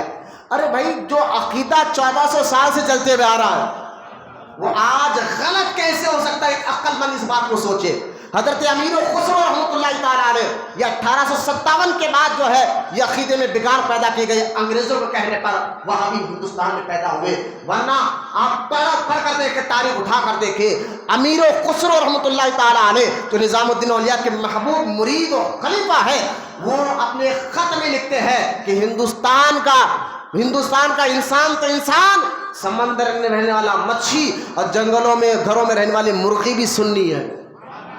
یہ خط میں یہ الفاظ لکھا میرے خسرو نے کہ ہندوستان کا انسان تو انسان، سارے ہندوستان کے مسلمان تو مسلمان ہے، لیکن سنی وہ تو یہاں انڈیا میں رہنے، سمندر میں رہنے والے، انڈیا کے سمندر میں رہنے والی مچھی بھی سنی ہے، اور یہ ہمارے پاس آس پاس پھرنے والے مرغے بھی سنی ہے۔ یہ امیر خسرو نے جذبات میں نہیں کہا تھا، یعنی یہ سمجھانے کے لیے کہا تھا کہ یہاں سارے سنی ہیں۔ بس یہ شیعہ وہاں بھی بتاؤ گنے چنے لوگ تھے جو بادشاہوں نے اپنی مفاد کے لیے شیعوں کو بلایا تھا، اس تاریخ کو میں نہیں لینا چاہتا، لیکن بعد میں 1857 میں جب غدر شروع ہوا، انگریزوں کے خلاف آواز شروع ہوئی کہ انگریز یہاں سے جانا چاہیے، تو جب ہندوستان میں یہ آواز شروع ہوئی، سب سے پہلے آواز کس نے اٹھایا تھا؟ تو آپ دیکھیے آج بھی ان کا مزار، ان کے مزار پر کروڑوں سلام ہو، جن کا نام فضل حق قرابادی رحمۃ اللہ تعالی علیہ، جن کا مزار دلی سے کچھ کلومیٹر دور پر سیتاپور میں آج ان کا مزار شریف ہے۔ فضل حق قیرآبادی رحمۃ اللہ تعالی علیہ انگریزوں کے ظلم و ستم کو دیکھ کر، آپ کے اس دور میں لاکھوں فالوور تھے، ہزاروں لاکھوں لوگ آپ کے ماننے والے تھے، آپ نے فتویٰ دیا کہ انگریز جو ظلم و ستم کر رہے ہیں اس کے خلاف جہاد کرنا اب مسلمانوں پر فرض ہو گیا نماز کی طرح۔ یہ فتویٰ سب سے پہلے انگریزوں کے خلاف جنگ کرنا چاہیے مولانا فضل حق قیرآبادی رحمۃ اللہ تعالیٰ نے دیا۔ تو انگریز ڈر گئے تھے کہ مسلمان اگر آواز اٹھائے تو ہم نے ان کی تاریخ پڑھی ہے کہ 313 1000 پر بھاری ہو گئے۔ یہ ہم نے انگریز ڈر گئے تھے اس بات پر ریسرچ کر کہ یہ مسلمان اگر آواز ایک جگہ ہو جائے تو پھر ان سے کوئی مقابلہ نہیں کر سکتا، اگر ان کو پھوٹ ڈال دیا جائے تو ان کو کمزور ہوتے ہیں۔ اس لیے ورنہ نظام الدین اولیاء کا دور ہو، غریب نواز کا دور ہو، ہر ولی کے دور میں پورے ہندوستان میں صرف سنی ہی سنی تھے۔ بولو میں محبت سے سبحان اللہ۔ بعد میں 1857 کے بعد یہ انگریزوں نے پھوٹ ڈالنا شروع کی کہ درگاہ کیوں، فلاں بزرگ کیوں، فلاں بزرگ کیوں، لہٰذا یہ ان وسوسوں میں آپ بتائیں 1857 والے بات کے عقیدے پہ آپ مت چلے، آپ اس عقیدے پہ چلے جو 800 900 1000 سال سے مسلمان چلتے ہوئے آ رہا ہے، وہ اہل سنت و جماعت کا عقیدہ ہے۔ سرکار غریب نواز کی ماں فرماتی ہے کہ جب معین الدین بڑے ہوئے اور آپ 6 سال کے تھے، آپ کے والد سید غیاث الدین کا انتقال ہو گیا۔ جب آپ کی عمر 18 سال کے قریب تھی، آپ کی ماں نور بی بی صاحبہ کا بھی انتقال ہو گیا۔ یہ دونوں کے مزار سنجر میں موجود ہے۔ پھر آپ وہاں کیونکہ پیدائشی طور پر ولی ذرا ذہن ہے پیدائشی طور پر آپ کے 2 بھائی ایک بہن بھی تھے، تو جب جو ہے دولت بٹی باپ کی والد کی، تو آپ کے حصے میں ایک قرآن اور ایک انگور کا باغ آیا غریب نواز کے حصے میں۔ اب غریب نواز رحمۃ اللہ تعالیٰ علیہ روزانہ اس باغ میں جاتے، پانی ڈالتے اور جو کچھ باغ سے نکال کر بیچتے اس کے 3 حصے کرتے، ایک حصہ تو اپنے لیے، ایک حصہ پھر باغ میں اور کام آگے بڑھانے کے لیے، اور ایک حصہ غریبوں اور یتیموں میں بانٹنے کے لیے۔ پہلے سے غریب نواز ہے نا۔ اب کوئی کہنا غریب نواز کیوں کہہ رہے ہو؟ میں نے کہا دیکھو بھائی، جو بندے میں جو عادت ہوتی ہے اس عادت سے لوگ پکارا کرتے ہیں، ہے نا۔ اب انہوں نے نہیں یہ شرک ہے، میں نے کہا شرک کیسے ہوتا ہے؟ نماز پڑھنے والا تو اللہ ہے۔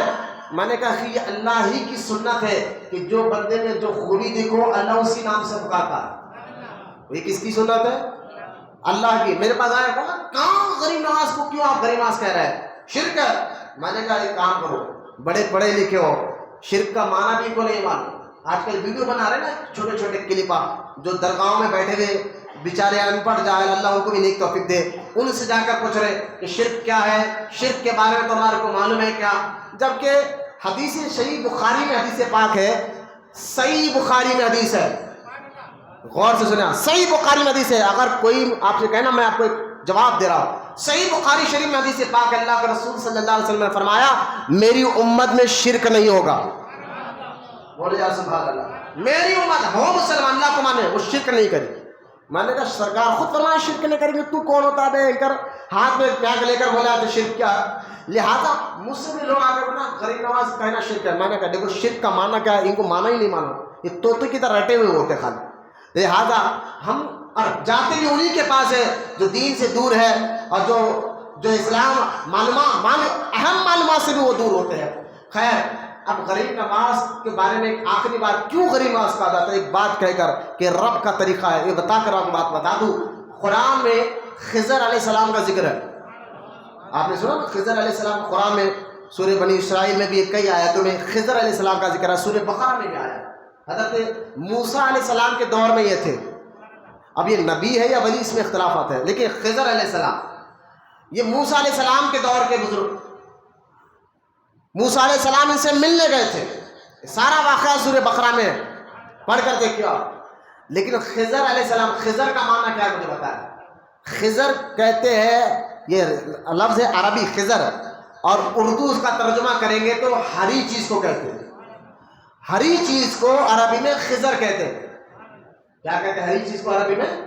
سب لگا ہری چیز کو، گرین کلر کو عربی میں خضر کہتے ہیں. جس طرح کہ ہم مدینہ منورہ حضور کے گنبد کو گنبد خضرا، خضر آگے خضرا، تو سب یا خضر جو ہے ہری چیز کو کہتے ہیں. مجھے بتائے کہ حضرت خضر علیہ السلام معنی کیا ہو؟ ہرے بھرے شاہ. لیکن اللہ نے یہ نام سے کیوں یاد کیا قرآن میں خضر علیہ السلام کو، جبکہ خضر علیہ السلام کا اصل نام کچھ اور ہے. جیسا کہ غریب نواز کا نام اصل سید حسن ہے، لیکن لوگوں کو غریب نواز پکارتے ہیں. لیکن خضر علیہ السلام کا اصل نام کچھ اور ہے، لیکن قرآن میں خود اللہ کو خضر کہہ کر پکارتا ہے. اصل نام کیا ہے؟ غور سے سنیں آپ. خضر علیہ السلام کا اصل نام بلیہ بن ملکان ہے. بلیہ بن ملکان، یہ نام یاد رکھیں. حدیث میں سرکار نے فرمایا جو خضر علیہ السلام کے اصل نام کو یاد رکھے گا اللہ اس کو جنت میں داخل فرمائے گا.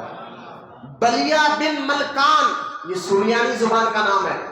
سریانی لینگویج میں بلیہ بن ملکان ہے. اگر اس کا اردو ترجمہ کرے تو بلیہ بن ملکان کا اردو ترجمہ احمد ہوتا ہے. احمد ہوتا ہے، یہ بھی میرے آقا کا نام کی نسبت ہے. خیر، لیکن اللہ تعالیٰ نے ان کا نام قرآن میں بلیہ کہہ کر نہیں پکارا. سمجھنے کی بات ہے، اللہ آپ کو سمجھ کی توفیق عطا. بلیہ کہہ کر نہیں پکارا. جب بھی قرآن میں اللہ تعالیٰ نے خضر علیہ السلام کا جب بھی نام لیا، اصل نام نہیں لیا، صفت والا خضر کہہ کر پکارا. کیوں کہا؟ ان کو ہرے بھرے کیوں کہتے؟ کہ جہاں آپ سوکھی زمین پر قدم رکھتے تو وہ جگہ ہری بھری ہو جاتی تھی، اس لیے آپ کو خضر کہا گیا کہ ہرے بھرے شاہ، کہ جہاں سوکھی زمین پر قدم رکھے وہ زمین ہری بھری ہو جاتی تھی. اللہ تعالیٰ نے خضر کہہ کر اس لیے پکارا کہ سوکھی زمین پر پیر رکھنے سے وہ زمین ہری بھری ہو جاتی تھی. تو میں آپ کو اس لیے کہتا ہوں کہ غریب نواز کو ہم غریب نواز کہہ کر اس لیے پکارتے ہیں کہ آپ کی عادت بچپن سے یہ تھی کہ آپ نہ بھوکوں کو یا یتیموں کو، نہ بیواؤں کو، نہ بے سہاروں کو آپ دیکھ ہی نہیں سکتے تھے. فوراً جس کو غریب کو دیکھا مدد کر دے، یتیم کو دیکھا مدد کر دے، بیوہ کو دیکھا مدد کر دے، پریشان کو دیکھا پریشانی دور کرا دے. یہ آپ کی مزاج پہلے سے تھی. تو لوگوں نے ان کا اصل نام نہیں، جب بھی لوگ ان کو دیکھتے کہ آ رہے ہیں تو لوگ یہ نہیں کہتے کہ سید حسن آ رہے ہیں، لوگ یہ کہہ کر پکارتے کہ غریب نواز آ رہے ہیں. یہ غریب نواز شروع سے ٹائٹل میں شروع ہوا. آپ کی عادت یہ تھی، جیسا میں نے آپ کو بتایا کہ آپ کے پاس جو باغ تھا، باغ کے پیسوں کے 3 حصے کرتے تھے. ایک حصہ باغ کو اور آگے بڑھانے، اور ایک حصہ خود اپنے خرچ کے لیے، اور ایک حصہ غریبوں یتیموں. پہلے سے عادت تھی. ابھی غریب نواز کو ہندل. پھر آپ اپنے باغ میں پانی ڈال رہے تھے.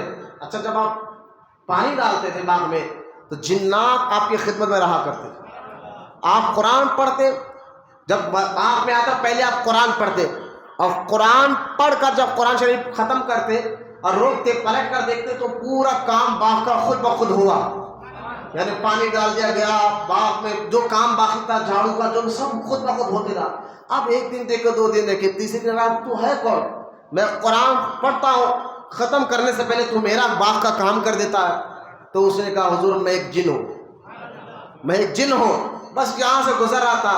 ایک دن آپ قرآن پڑھ رہے تھے، آپ کو قرآن کی تلاوت مجھے اتنی پسند آ گئی تو میں نے اس وقت سے آپ کا کام کرتا ہے. جب قرآن بھی سنتا ہوں اور آپ کا کام بھی کر دیتا ہوں. لہذا غریب نواز رحمۃ اللہ علیہ باغ میں پانی ڈال رہے تھے. ایک بزرگ آئے جن کا نام ابراہیم قندوزی تھا، اور دکھنے میں مجذوب تھے. وہ مجذوب، جانتے ہیں جذب کی کیفیت والے، مجذوب ہے. یہ مجذوب جو ہے نا، حدیث پاک میں سرکار نے خود فرمایا کہ جو مجذوب ہوتے ہیں دکھنے میں ان کا لباس گندا، بال بکھرے ہوئے ہوتے ہیں، اگر تم ان کو دیکھو تو اپنے قریب بھی آنے نہیں دو گے، لیکن اللہ کے یہاں ان کا مقام یہ ہوگا، یہ جو کہیں گے اللہ وہ کر دے گا۔ ابراہیم بن قندوزی رحمۃ اللہ تعالی علیہ جو جذب کی کیفیت میں تھے، مجوزانہ کیفیت میں تھے، وہ ایک دن ٹہلتے غریب نواز کے باغ میں آ گئے۔ غریب نواز نے ان کو دیکھا، بڑے مرحبا کہتے ہوئے ان کو ایک سائے کی طرح یعنی جھاڑ کے نیچے بٹھایا اور کچھ انگور کے گچھے توڑ کر لا کر خدمت میں پیش کیا اور ادب سے ہاتھ باندھ کر کھڑے گئے۔ گھرانہ ہی ساتھ ادب والا ہے نا، تو ادب کیوں نہ کرے دوسرے لوگوں کا، ادب کے ہاتھ باندھ کر کھڑے ہو گئے۔ اور جب ہاتھ باندھ کر کھڑے ہو گئے، غریب نواز کی ادا اتنی پسند آئی، اور وہ ولی، وہ خود ابراہیم قندوزی ایک بہت بڑے ولی، انہوں نے غریب نواز کی پیشانی کو دیکھا، کہا یہ تو آج باغ میں پانی ڈال رہا ہے، لیکن اللہ نے اس کی خدمت میں کچھ اور لکھا کہ یہ اسلام کے کھیت کو ہرا بھرا کرے۔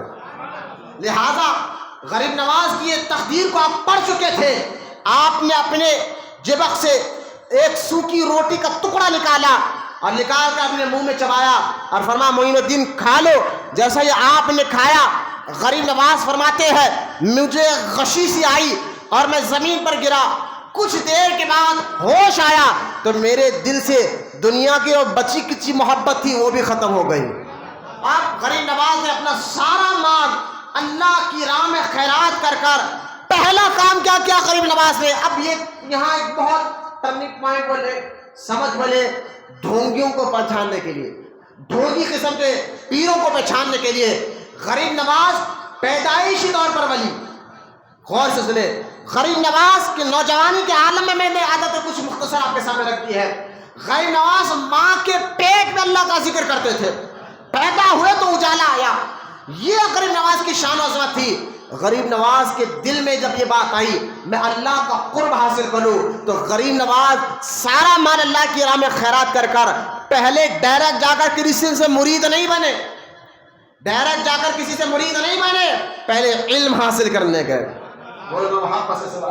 یہ ہوتی ہے ولی کی پہچان، وہ عالم ہوتا ہے، جاہل نہیں ہوتا۔ تو چند جاہلوں کو دیکھ کر جو دین کا مذاق اڑاتے ہیں، شریعت کا مذاق اڑاتے ہیں، ہاتھ میں 10 انگوٹھی پہن لیے، بال یہاں کمر تک لٹکا لیے، پیرے ہرے کپڑے پہننے سے ولی کوئی نہیں ہوتا۔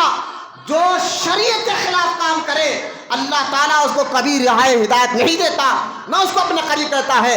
خدا کے واسطے گانجے پینے والوں کو اور جو ہے لمبے بال رکھنے والوں کو دیکھ کر آپ دھوکے میں نہ آئے۔ ولی کی پہچان یہ ہوتی ہے الذین آمنوا، وہ ایمان والا ہوتا ہے، وکانوا یتقون، وہ متقی اور پرہیزگار ہوتا ہے۔ الذین آمنوا وکانوا یتقون۔ اور کوئی ولی کی پہچان یہ بھی نہیں ہے، ولی عالم ہوتا ہے نا، جاہل نہیں ہوتا معاذ اللہ۔ ان جاہلوں کو دیکھ کر آپ پریشان مت ہو۔ اور ولی کی پہچان یہ بھی نہیں ہے کہ ایک بندہ آپ کے دل کی بات بتا دے۔ آج دیکھیں میڈیا میں ایک بابا بڑے ہے غیر مسلم، بڑے دھوم چل رہی ہے، لوگوں کا نام بتا رہا ہے، باپ کا نام، دادا کا نام، کیا آپ اس کے مرید بن جائیں گے جا کر؟ نہیں۔ ولی کی پہچان یہ نہیں ہے کہ اس کو تمہارے دل کی بات بتا دے، باپ کا نام بتا دے، دادا کا نام بتا دے، گھر میں کیا ہو رہا بتا دے، مصیبت، نہ یہ پہچان نہیں ہے۔ ولی کی پہچان کیا ہے؟ جس کے ساتھ بیٹھنے سے اللہ یاد آ جائے، جس کو دیکھنے سے اللہ یاد آ جائے، جس کے ساتھ رہنے سے اللہ یاد آ جائے، جس کو سنگت میں رہنے سے خدا کا خوف، خدا کی محبت مل جائے، یہ اصل ولی کی پہچان ہوتی ہے۔ لہذا غریب نواز سارا باغ اللہ کی راہ میں لٹایا، بخارا گئے، بولتے رہیے سبحان اللہ، بخارا گئے، نشاپور گئے، بغداد گئے، ایران گئے صرف پڑھنے کے لیے۔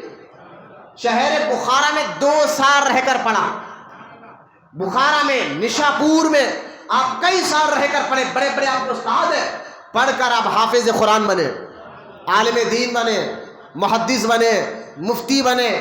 بولے محبت سے سوال ہے۔ دیکھیے آپ جو لوگ کہتے ہیں نا مدرسے والے الگ ہوتے ہیں، خانخواہ والے الگ ہوتے ہیں، نہیں، مدرسے والا ہی خانخواہ والے ہوتے ہیں۔ اصل مدرسے کا نام ہی خانخواہ ہوتا تھا، یہ الگ ہوتے نہیں تھے۔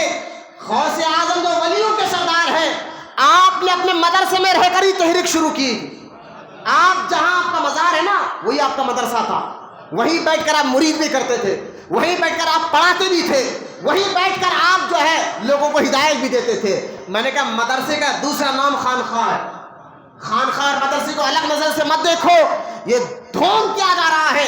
جہاں اس دور میں وہابیوں بدعقیدوں سے آپ کو بچنا ہے، تو آج کے اس دور میں آپ کو ڈھونگی پیروں سے بھی بچنا ہے۔ اللہ ان سے بھی ہمارے ایمان و عقیدے کی حفاظت فرمائے۔ لہذا غریب نواز پڑھ لکھ کر جب محقق، محدث، مفتی، عالم، حافظ قرآن بن گئے، اب آپ کے دل میں خیال آیا کسی اہل نظر کے ہاتھ میں ہاتھ دے کر اب میں مرید بنوں۔ بولنا محبت سے سبحان اللہ۔ اس لیے نا پہلے علم حاصل کرو، بعد میں پیر کو تلاش کرو۔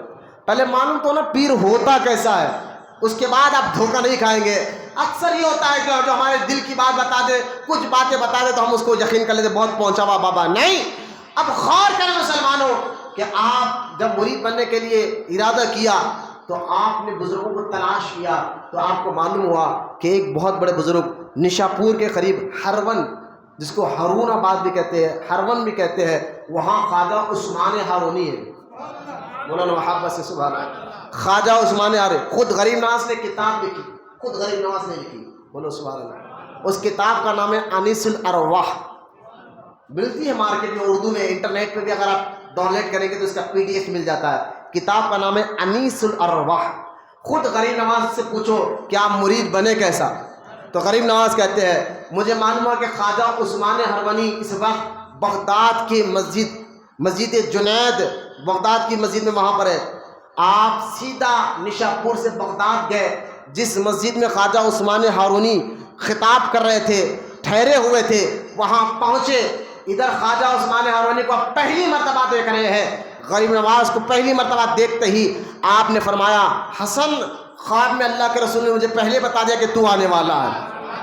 بولنا سبحان اللہ، تو آنے والا ہے، کب سے تیرا انتظار کر رہا ہوں، کب سے تیرا انتظار کر رہا ہوں۔ غریب نواز کے پیر ہے، بولو محبت سے سبحان اللہ۔ غریب نواز کے پیر خواجہ عثمان ہارونی، اتنے یہ خود بھی اتنے پہنچے ہوئے ہیں خواجہ عثمان ہارونی کہ آپ ایک بار جنگل میں اپنے مریدوں کے ساتھ جا رہے تھے، رات کا آدھا وقت ہوا، صبح فجر کے قریب اب مریدوں نے کہا کہ کچھ آگ لگا کر، سردی سخت تھی، پانی کو گرم کیا جائے، قریب گئے تو آگ کی عبادت کرنے والا پورا گاؤں تھا، ایک نہیں پورا گاؤں تھا، پورے گاؤں کا پورا گاؤں آگ کی عبادت کرنے والا تھا۔ وہ عبادت کر رہے تھے، لوگوں نے جا کر آگ مانگا تو ان گاؤں کے لوگوں نے کہا یہ ہمارا خدا ہے، ہم اس کو دے نہیں سکتے۔ واپس مریدوں نے آ کر خواجہ عثمان ہارونی کو سنایا ایسے کچھ لوگ یہاں گاؤں ہے قریب میں اور وہاں کے سارے لوگ آگ کی عبادت کر رہے ہیں۔ غریب نواز کے پیر و مرشد خواجہ عثمان ہارونی رحمۃ اللہ تعالی علیہ وہاں سے جنگل سے نکلے، اس گاؤں میں گئے، سارے گاؤں کو بلوایا، مکھیا کو بلوایا اور ان کو خوف خدا دلوایا، تبلیغ کی، دین کی باتیں بتائی، کہا آگ کی عبادت نہیں، ساری کائنات کو پیدا کرنے والے رب کی عبادت کرو۔ جب یہ ساری باتیں کی وہ مان نہیں رہے تھے، کہا غریب نواز کے پیر و مرشد نے اچھا تم آگ کی عبادت کیوں کرتے ہو؟ کہا جب ہم مر جاتے ہیں ہمیں نقصان نہ پہنچائے۔ تو آپ نے فرمایا عثمان ہارونی دیکھو جب تک اللہ کا حکم نہیں ہوا تب تک یہ آگ بھی کسی کو نقصان نہیں پہنچاتی۔ یہ کہہ کر غریب نواز کے پیر و مرشد خواجہ عثمان ہارونی نے اس گاؤں کے مکھیا جس کو آج کے دور میں سرپنچ کہتے ہیں اس کے بچے کو گود میں لیا اور لے کر جلدی آگ میں جا کر بیٹھ گئے۔ سارے گاؤں میں کوہرام مچ گیا، ایک فقیر آیا مکھیا کے بیٹے کو گود میں لیا اور آگ کے اندر چلا گیا۔ اب وہ رونے لگے، خود تو جلا مکھیا کا بیٹا بھی جل گیا ہے۔ اب رو رو کر پورا گاؤں جمع ہو گیا۔ 1 گھنٹہ 2 گھنٹے یا 3 گھنٹے کے بعد خواجہ عثمان ہارونی جب باہر آئے تو آپ ہے، آپ کے گود میں جو بچہ تھا اس بچے کا بال بھی بھیگا نہیں ہوا۔ بولو محبت سے سبحان اللہ۔ اس کرامت کو دیکھ کر سارا کا سارا گاؤں مسلمان ہوا۔ یہ ہے غریب نواز کے پیر و مرشد، یہ ہے ان کی روحانیت، یہ ہے ان کی طاقت۔ غریب نواز کو دیکھ کر فرمایا معین الدین میں تیرا انتظار کر رہا ہوں۔ غریب نواز فرماتے میں نے ان کے ہاتھ میں ہاتھ دیا، مرید بنایا۔ غریب نواز کہتے اس کے بعد کیا ہوا؟ خود غریب نواز اپنی کتاب انیس الارواح میں فرماتے ہیں 20 سال تک میں نے پیر کی خدمت میں رہا۔ کتنے سال تک؟ 20 سال تک۔ غریب نواز فرماتے نہ میں نے دن کو دن سمجھا نہ رات کو رات سمجھا، بس دن ہو یا رات پیر کی خدمت میں لگا رہا، پیر کی خدمت میں لگا رہا اور رات اور دن پیر و مرشد کی خدمت میں لگا رہا۔ غریب نواز 20 سال تک جہاں پیر جاتے پیر کا بستر ہاتھ میں لے کر پھرا کرتے، یہ دل ہے نا ہمارے اکڑ اور نکالے، علماء کی عزت کرنے والے بنے، بزرگوں کا ادب کرنے والے، یہ دل جب نرم ہوتا ہے تبھی وہ اللہ کا ولی ہوتا ہے۔ اب دل میں اکڑ ہے، میں ان کو کیوں وہ ان کو سلام، آج تو یہ ہو گیا نا روڈیوں کو لوگ دیکھ کر سلام کرتے، روڈی صاحب بھائی انہوں خسائی ہے ساتھ میں مسکرائے، لیکن بات سمجھے میں کیا کرا ہو گئے، روڈیوں کو دیکھ کر لوگ عزت سے کھڑے ہو جاتے ہیں، پہلوانوں کو دیکھ کر کھڑے ہوتے ہیں، لیڈروں کو دیکھ کر کھڑے ہو کر سلام کرتے ہو۔ مسجد کا صحیح سنی امام اگر جائے تو یہ تو ہم کہتے ہیں چھوڑو اسے، 4-5 ہزار والا ان سے سلام کیا کرے۔ عزت سرکار نے اس لیے فرمایا اللہ نے جن کو عزت دی تم ان کو عزت دیا کرو، اللہ نے جن کو عزت دی تم ان کو عزت دیا کرو، اللہ تمہاری عزت کو بلند کر دے گا۔ اور جن کو اللہ نے عزت نہیں دی اگر تم ان کو عزت دو گے اللہ تمہیں ذلیل کر دے گا، اللہ تمہیں ذلیل کر دے گا۔ مجھے آپ بتائیے حدیث کی روشنی میں کیا روڈیوں کو اللہ نے عزت دی؟ معاذ اللہ، پہلوانوں کو جو لیڈر ہو قوم کو لوٹ رہے ہو، جو سب سے بڑا غدار بننے بیٹھے ہو ان کو کیا عزت دی؟ نہیں۔ جو مسجد کے امام اور مؤذن علماء ہے اللہ کے نیک بندے، اللہ نے ان کو عزت عطا فرمائی ہے، اور جو ان کی عزت کرتا ہے پھر دیکھو غریب نواز فرماتے 20 سال میں نے نہ رات کو رات سمجھا نہ دین کو دن سمجھا، بس ہر وقت پیر کی خدمت میں رہا، اللہ نے مجھے عطائے رسول بنا دیا ہے۔ غریب نواز 20 سال کے بعد دیکھا بڑی خدمت کی، ایک دن آپ کے پیر نے بلوایا اور بلا کر کہا معین الدین آؤ قریب بلایا، فرما معین الدین سورہ اخلاص پڑھو، قل کا سورہ پڑھا، پڑھنے کے بعد 2 انگلیاں کھولی، بولے میرے انگلیاں گندے انگلیاں اس لائق نہیں، لیکن انیس الاربعہ میں خود غریب نواز نے یہ واقعہ لکھا، خود غریب نواز لکھ رہے ہیں 2 انگلیاں کھولی اور کھول کر فرما معین الدین بتاؤ اس 2 انگلیوں کے بیچ میں سے تمہیں کیا نظر آ رہا ہے؟ نظر کیا آ رہا ہے؟ آپ نے فرمایا حضور آپ کے 2 انگلیوں کے بیچ میں مجھے عرش معلیٰ نظر آ رہا ہے۔ بولا محبت سے سوال آ رہا، جو غریب نواز کے آج جو نبی کے غیب کے علم کا انکار کرتا ہے کہ نبی کو دیوار کے پیچھے کا علم نہیں ہوتا۔ آپ کو پیر میں درد دیکھے جناب، پیر لمبا کیسے ہے؟ مہربانی ابھی بتا مسجد میں ٹیکا لے کے ہاں پیٹھ میں درد ہے کمر میں درد ہے بالکل بیٹھی ہے کوئی مسئلہ نہیں، لیکن اگر سستی کاہلی کے لیے بیٹھ رہے ہیں تو سونے مسئلہ میری طرف دیکھیں پلٹ کے مت دیکھیں، اگر ٹیکا لے کر بیٹھیں گے نیند کا جھٹکا لگے گا وضو ٹوٹ جائے گا، ٹیکا لے کر بیٹھیں گے نیند کا جھٹکا لگے گا وضو ٹوٹ جائے گا، نماز نہیں ہوگی۔ یہ مسئلہ نہیں ماننا ہے نا، یہ مسئلہ کیا ہو گیا آج کل صرف الحمدللہ دین پر مضبوطی سے خود بھی عمل کرتا ہوں دوسروں کو بھی عمل کرانے کی دعوت دیتا ہوں، اور آنکھ میں آنکھ ملا کے بولنے کی عادت ہے۔ ایسا نہیں ہے ہم نہ ان صدروں سے ڈرتے ہیں جو چائے پلا کر آنکھ ملا کر کیا ہو یا نہ، ایسا کچھ نہیں ہے یہاں پر۔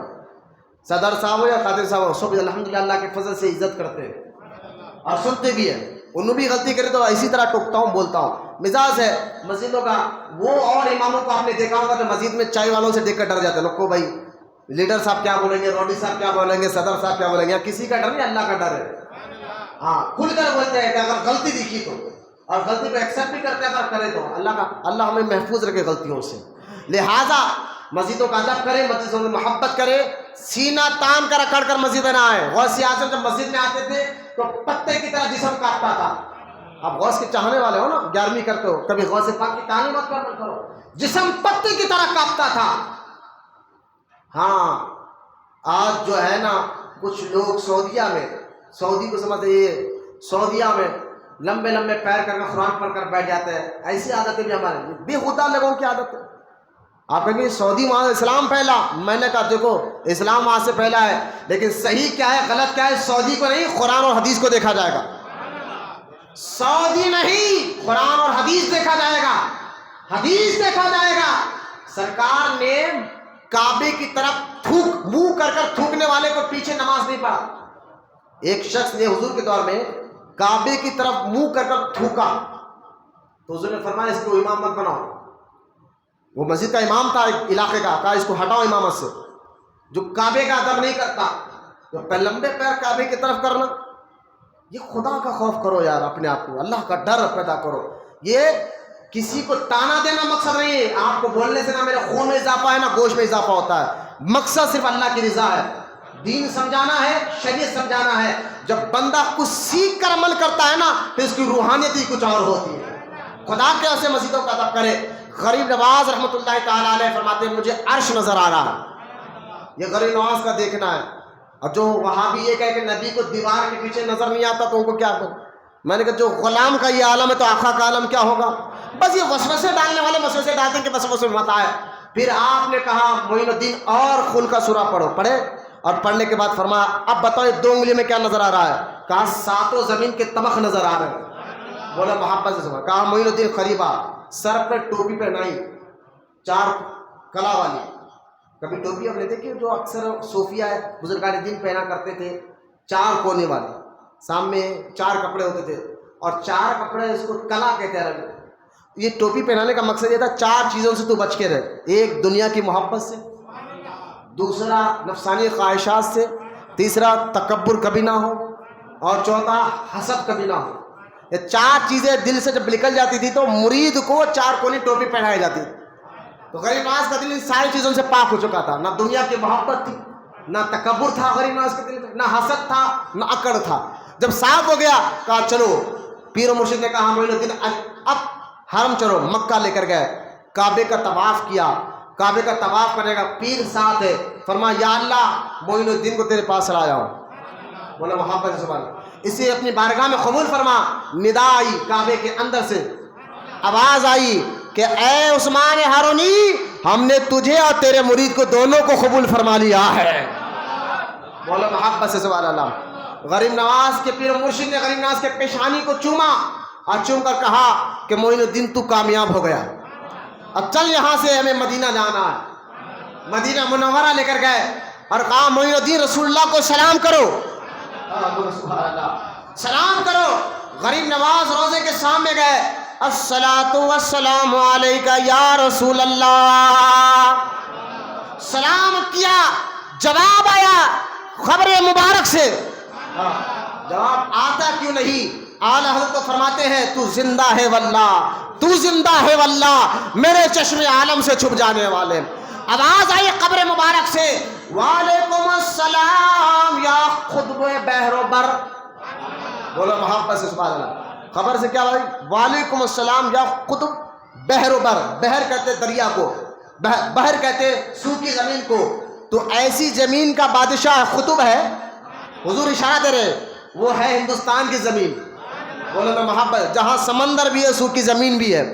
لہذا آواز آئی وعلیکم السلام یا قطب الاقطاب بحر و بر.